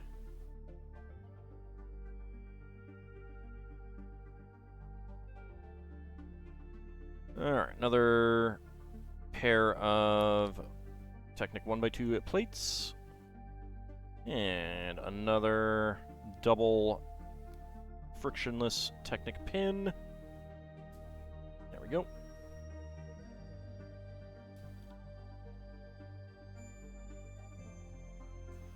There we go.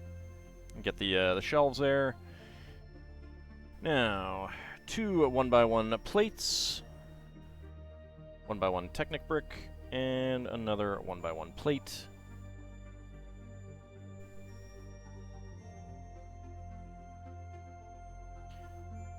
Technic 5L axle with stop and brown, and a ball joint piece.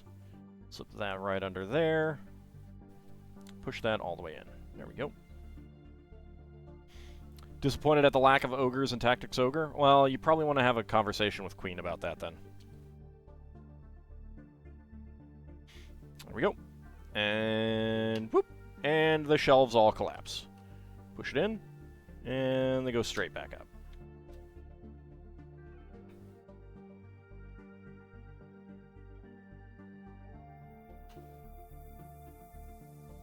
It's pretty neat. So yeah, this is definitely Buzz's room. I remember that part.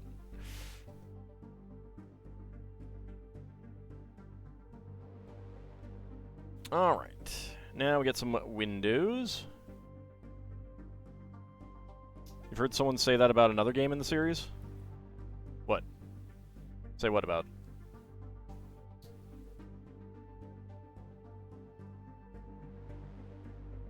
Weird windows right here, covered up. It's kind of odd. Don't know why they would cover these windows up.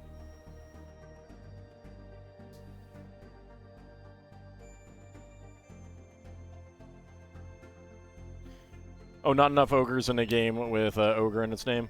Might have been Ogre Battle, the the predecessor, or Tactics Ogre on the, what was it, Game Boy Advance, I think? Yeah, Game Boy Advance.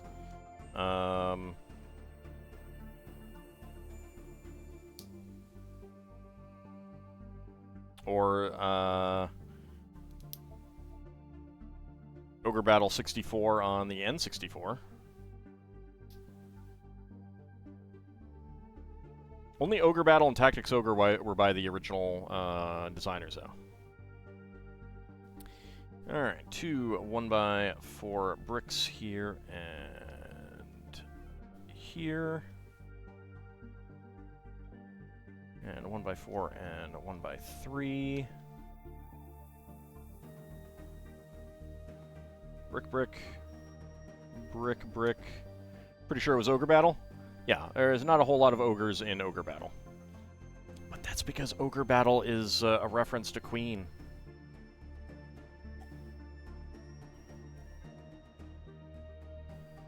To be fair, to be honest, the house is mostly a soundstage, so probably hard to fit the real house dimensions. Yeah, well, it's still a little bit weird. Like, why not just cover this up, or I mean, I guess you wouldn't have this, but I don't know. It's weird to have that. You would not want to look at the back that way. Which, to be fair, you probably wouldn't want to look at the back anyway, but get out of there. Get out of there. Thank you.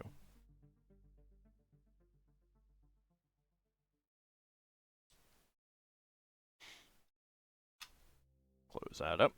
There we go. Alright. Get some more windows here.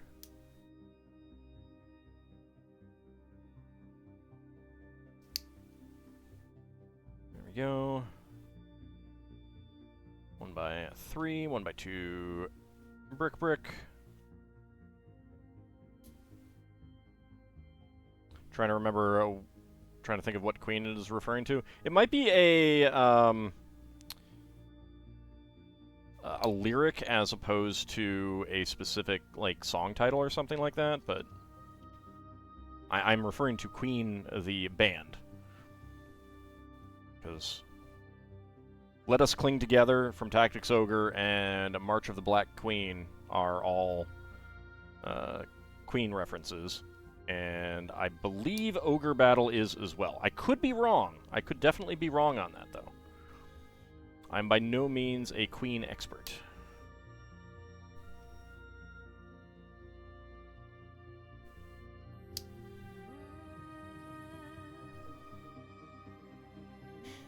You're blanking on that mentions of ogres? Well, there is a convenient thing called Google. When in doubt.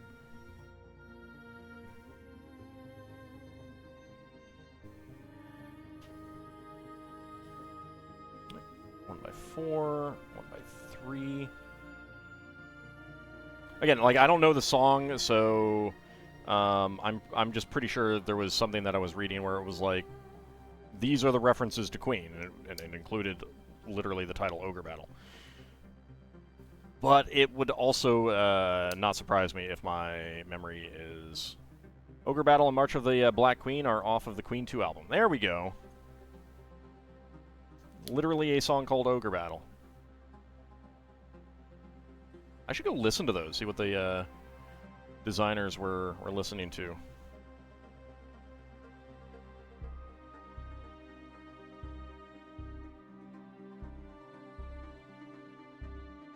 I'm really only familiar with Queen's like 80s stuff and songs that get used in other media. Got a nice round window piece to go right there. You know, like Wayne's World and Highlander and stuff like that. And songs that were popular on the radio.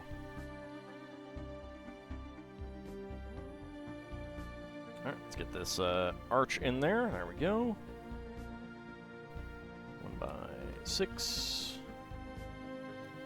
1x3, 1x4. So a nice round window above the 2 windows there.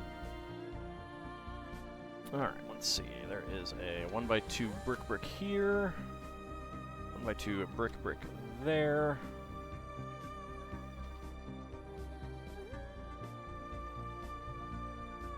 1x4. Need a 1x3 and a 1x4 here. They're in the music Discord. Alright. There we go. So, oddly enough, an extra musket Which I'm perfectly happy getting an extra musket. Like, in terms of things to get extra, pretty good one to get extra. Dark pink 1x1 flower plate, or plate flower, and 1x1 plates in brown and green. And some spare parts. Alright. So let's flip this back around and grab bag number 13. Sometimes you like to exercise your memory rather than Google. I mean, it's fine.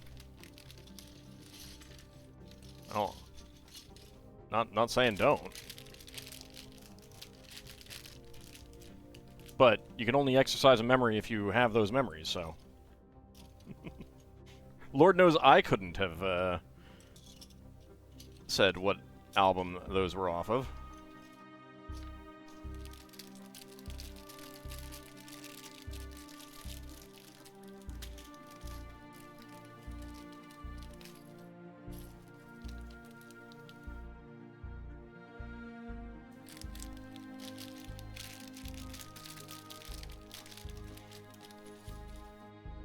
There we go.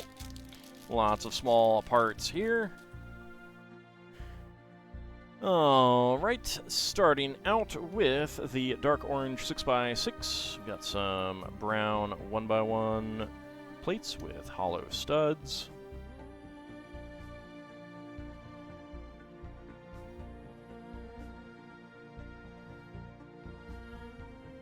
And brown 1x2 plates with round ends.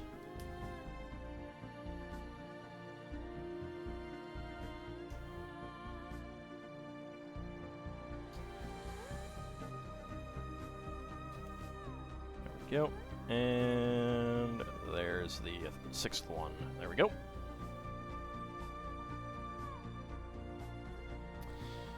Okay, 1x4 plate. Red 1x2 plates.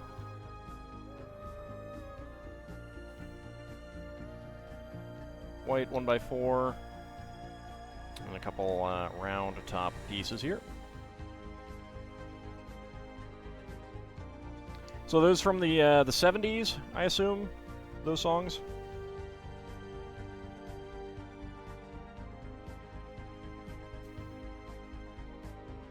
One by one plate. And a 1x3 tile. There we go. Sadly, the only Ogre Battle wiki you can find isn't updated for any changes to the remaster. It is a shame. Well, so it might not be that important because the remaster is basically the PlayStation Portable version. I don't think that there is a significant difference between the versions, those two versions. There's significant differences between PlayStation Portable and the original SNES PlayStation, though.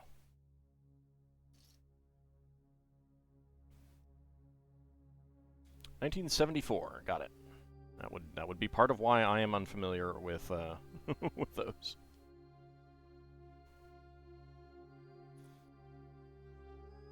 I did not know anyone into Queen when I was young.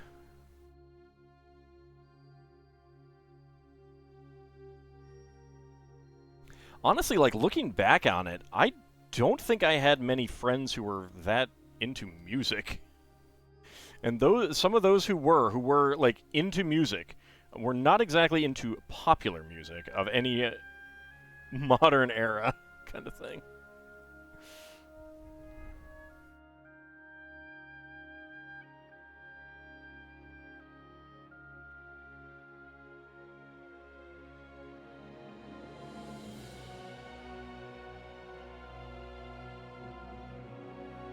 A bunch of gold candlestick pieces here.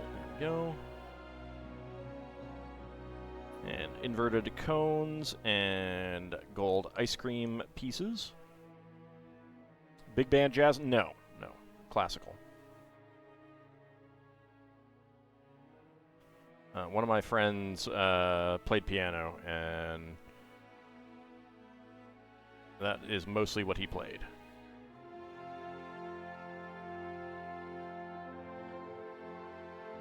And I cannot recall, like, I'm sure some of my other friends, like, listen to music and stuff like that. I cannot recall them talking about it.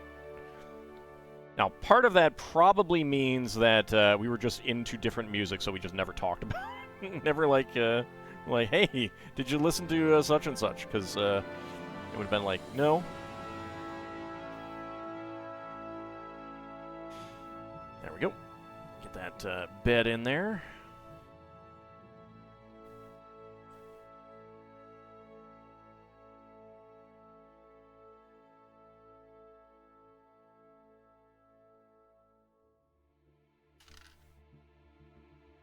Parents listened to local PBS radio stations. One was jazz at night, and the other was classical. Well, my dad, my mother liked 50s and 60s, so, like, oldies of the time.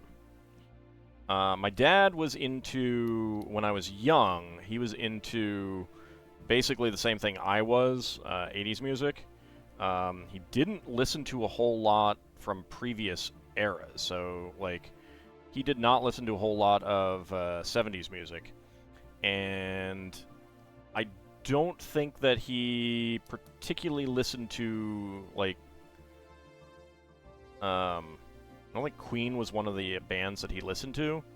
I know he was into the Moody Blues, but that's about it. So we have a nice popcorn print there, which has been used multiple times, and an alarm clock tile would go there. Let's get that right on there. Should have stuck with piano. You were reasonably good at it. It's too easily distracted to keep with it. I tried violin, and did not take. Let's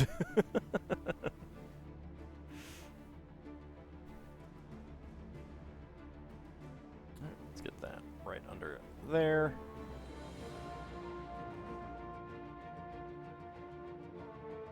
Dark gray 2x2 cylinder tile with single stud and a 2x2 radar dish. And that goes right there.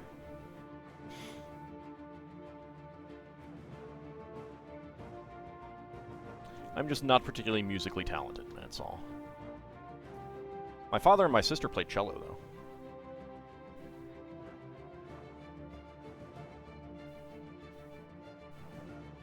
Reasonably well, although my father did not play when I was a kid. Like, it was not... It was like a holdover from when he was a kid sort of thing.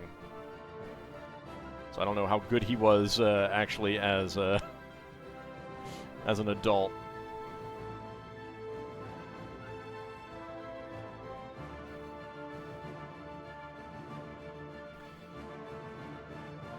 Alright, let's see. 1x4...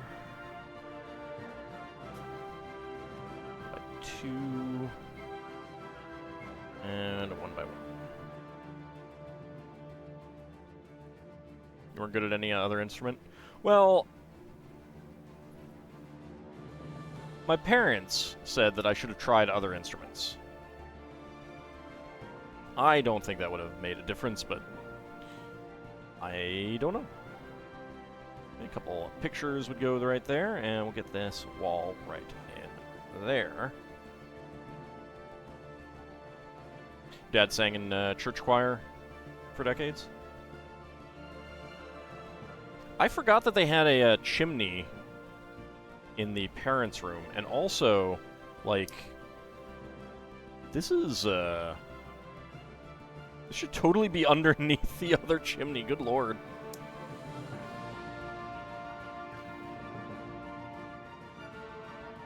Or above the other fireplace, I should say. Get that down on there.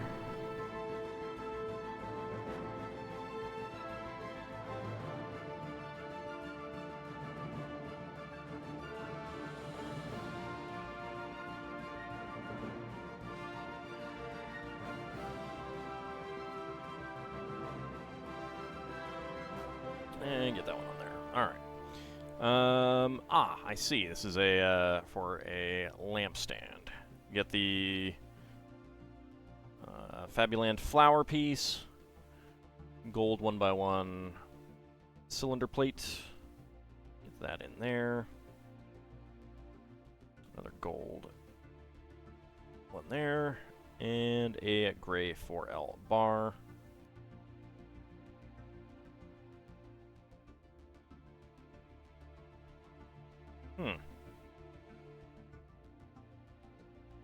I like what they're going for, but this gap is bugging me. Like, this feels like a tasseled fringe. I don't remember the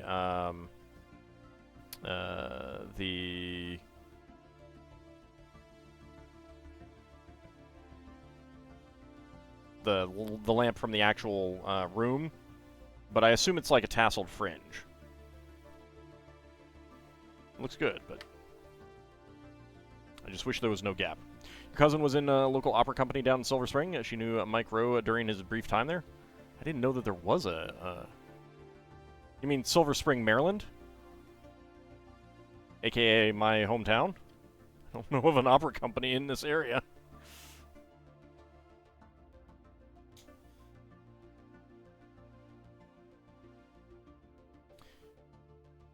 Reminds you of a spear from a game, probably a joke weapon from Soul Calibur.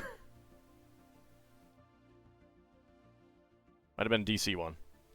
Well, no, I mean, it depends on the time period. I certainly would not necessarily know about an opera company. Just wanted to make sure it wasn't some other Silver Spring. Not that there are too many others.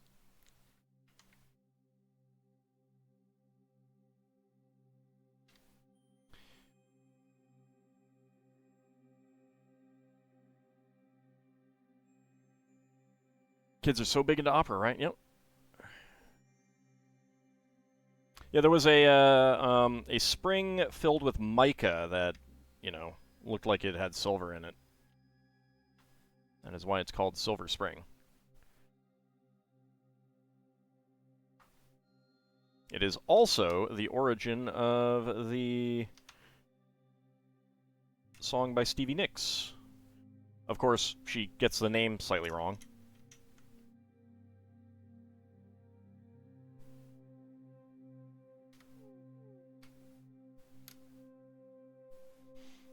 Let's see, 1x2 with single stud, and 1x2 with single stud. There we go. She's lived in Silver Spring, Maryland for like 50-something years? Wow, nice. That's awesome. Because, I mean, that is where I live. Mind you, Silver Spring is basically like all the unincorporated area in this suburb. It's a pretty big area. It's a pretty big area, because it's unincorporated.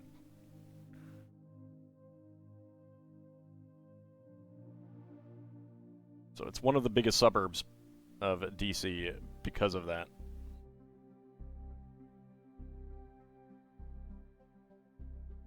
Should be at least 2 more bedrooms on this level if it wasn't compressed. I'm sure it's going to be compressed. I think they're getting, like, how much of those, you know, those bedrooms actually played a part in the film, you know?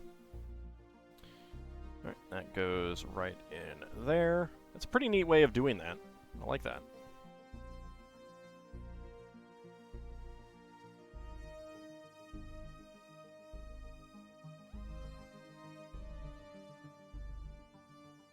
You don't think they did it all? Yeah. See... Not sure we even see Kevin's bedroom. Wasn't his bedroom in the attic, though?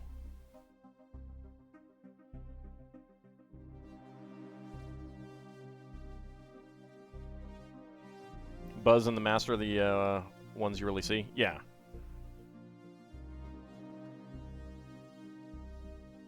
So I'm pretty sure they didn't bother to include the others because they basically play no part in the movie. And there's not a whole lot of space. Like, the The dining room and the living room are very obviously compressed this way. Depth-wise. It is very hard to do accurate minifig scale like scale models in minifig scale because minifigs are not to scale. Minifigs are very, very wide. He was just exiled there for causing a fuss after Buzz ate all the cheese pizza to spite him. Ah, okay.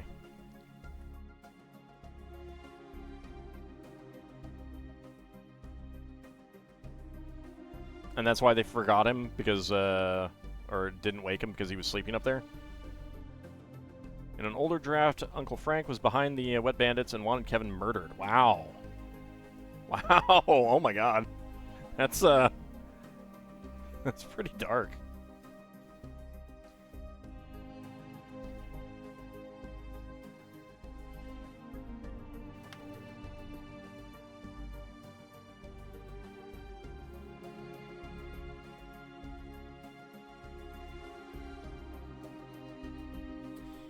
Alright, 1x4, 1x4, and 1x3. There we go.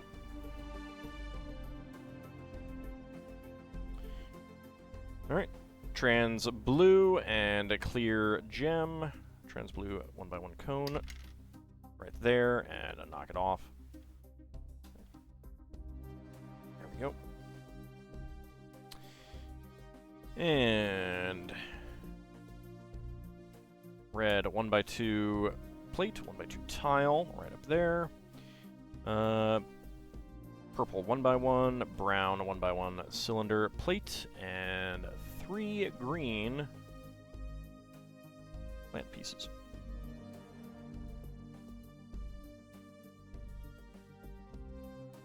Right there. Okay.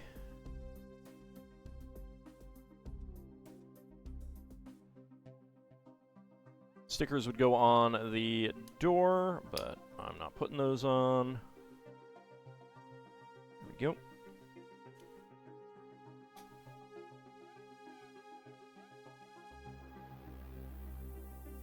I mean, that would have been that probably would not have been a good movie, honestly, with that kind of thing.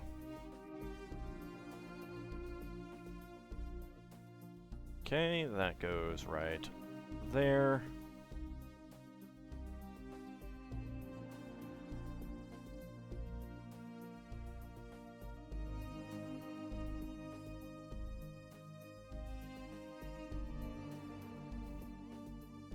Wait, 1x2s on the bottom. And another turquoise 1x2 there.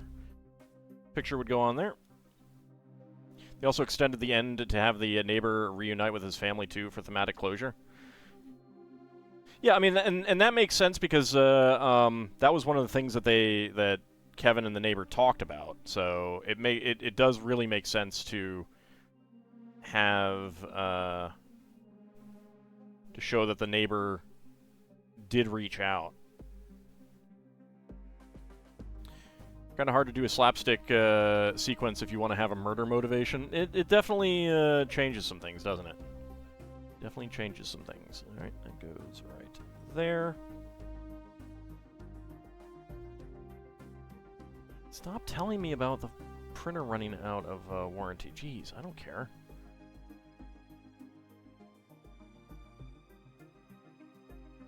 All right, I have missed a piece.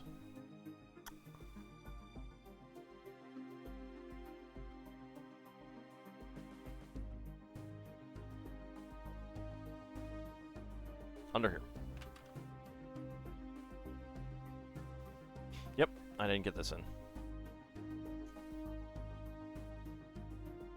There we go. There we go. All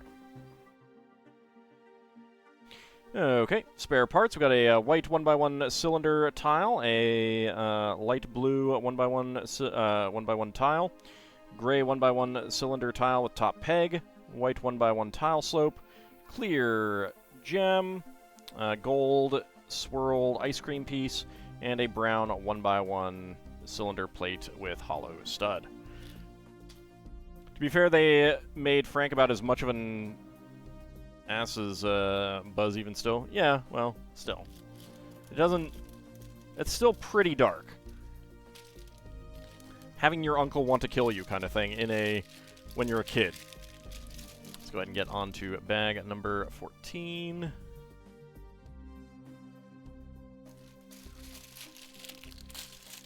Like, having these two people who are obviously not good people decide that, you know, get so frustrated with you that they want to do that. It works. You know, they're clearly setting them up as not good people and stuff like that. But an uncle, like, is there a reason why he wanted to do that in the?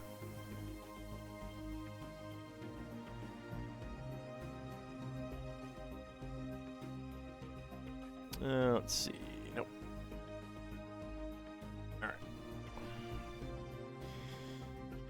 Alright. Looks like we are going to get Buzz's bed here. Let's separate the door. There we go. Black 1x1 cylinder plates. I mean, I don't know how much of that early script, if it's just being talked about, or if it was something that actually came out. Someone read it or something.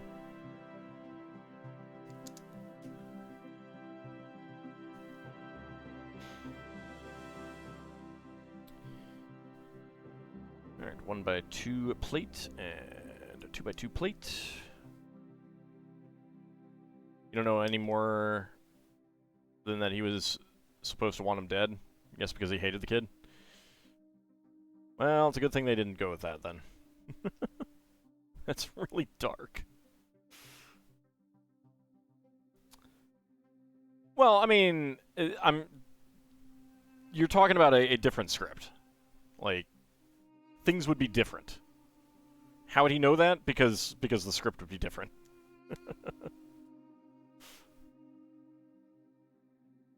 Like, that's the sort of thing where, you know, it's just completely different in how it plays out and everything, so.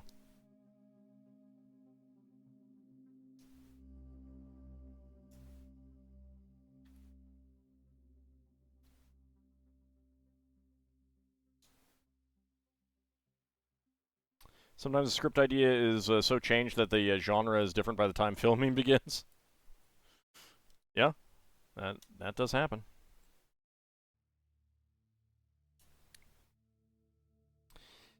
All right, 1x2 tile slope right here. There we go. And we'll get the posts on the bed. You'd premeditated it for a while? Yeah.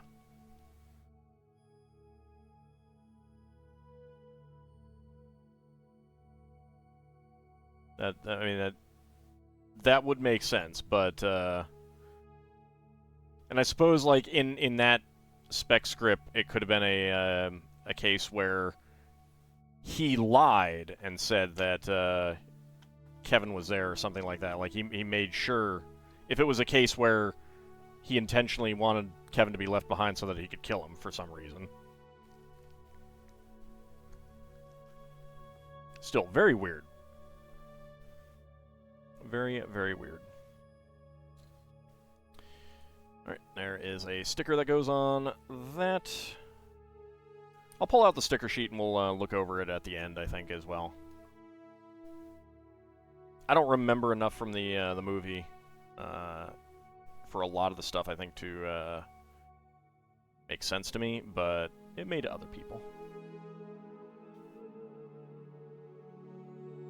Get that in there, and the base for what I assume is going to be the chair. Right there.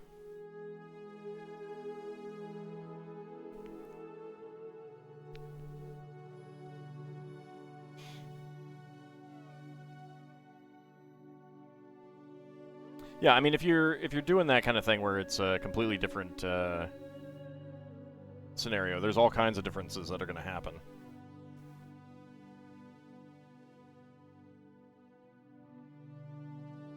Alright, get a heart in there. Inverted 2x2 curved slope. 1x1 tile there. 1x1 tile with lock printing. And close up the safe. Actually, that...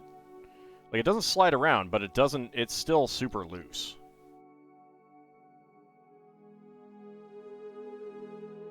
It's pretty loose. Alright. Ah, it's an interesting use of a ladder piece for a chair, and a ladder and tan. I would love to get more of these. Inverted 2x2 tile. 1x2 plate. There we go, and where is... there it is. Get that. And there we go. So that's not a bad chair there.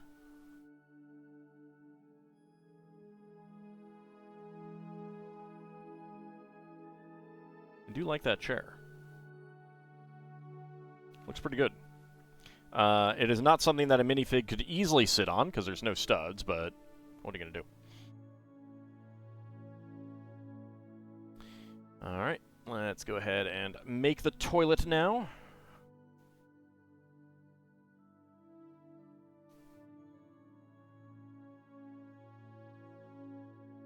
The original idea was always the kid getting accidentally left behind. Hughes said it originally came to him when he thought once at least we didn't forget one of the kids. Yeah.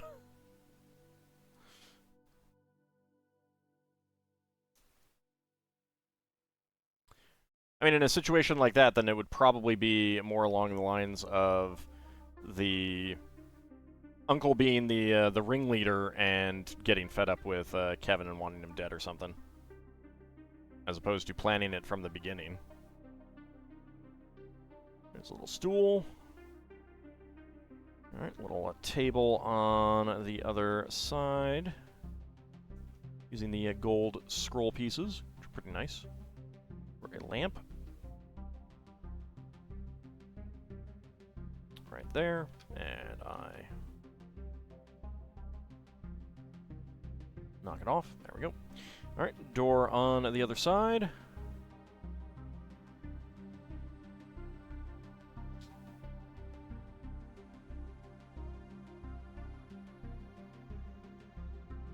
There we go.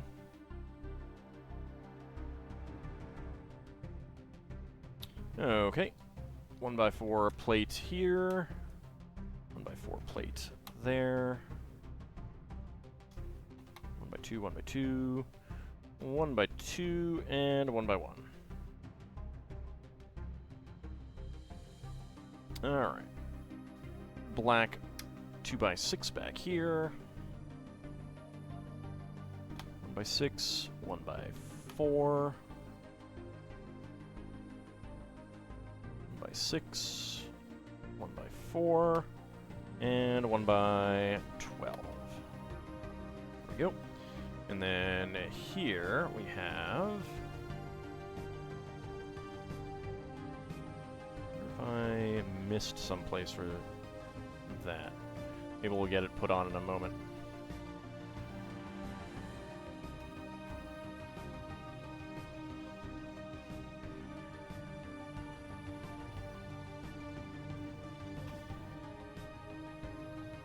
There we go. Ah, yes. Okay. Paint can. That's right. There we go.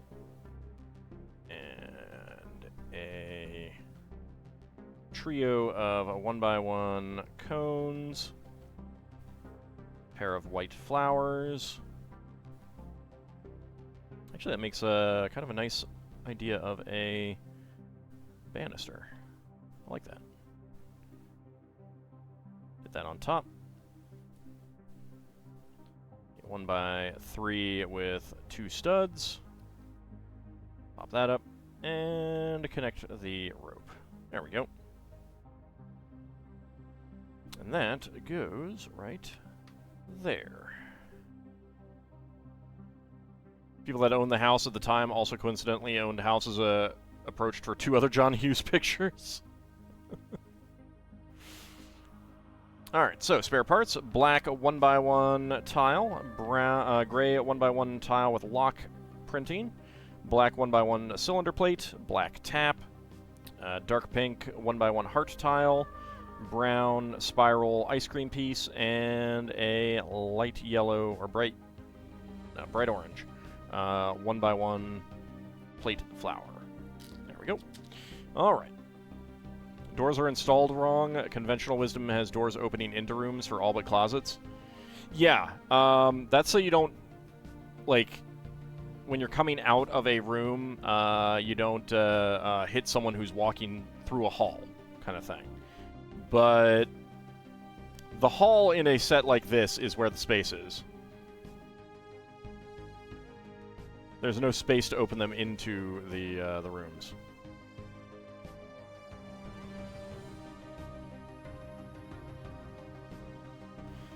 There's a movie where Kid Macaulay Culkin is evil and the antagonist of the movie. Yep. I don't remember... Yeah, The Good Son. That's it. I remember that movie. Oh, also a spare string section. Let's see. That is 11L. Alright, so it's an 11 length string piece. Get that in there.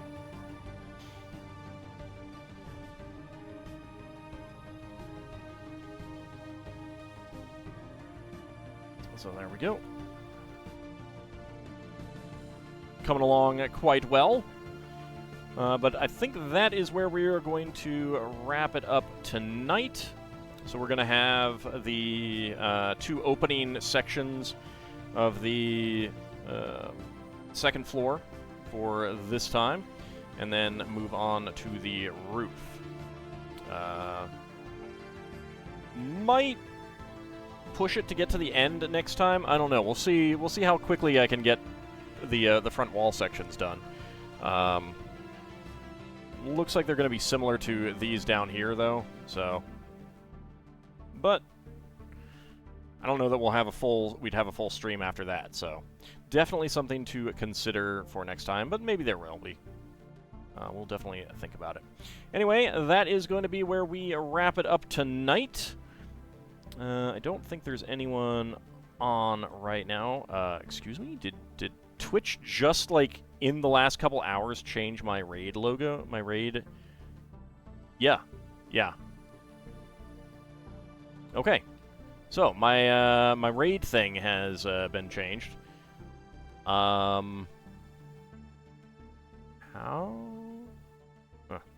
Okay, I'm going to have to look at that later. 'Cause I don't know. It's always nice when they change things and don't really tell you. So I want to thank you guys for coming on out. We will be back next week to build more of this, either finishing it up or getting another step done. Not sure yet. But we will be back tomorrow for some more Spelljammer. We'll be back on Monday for more Like a Dragon Infinite Wealth. Wednesday we will be back for more retro gaming with Monster Rancher Advance 2. We'll be back on Wednesday night for some more Lego building, and next Friday we will return to Final Fantasy VI before getting back to this. So I want to thank you guys for coming on out, and I shall see you next time. See you then, everyone.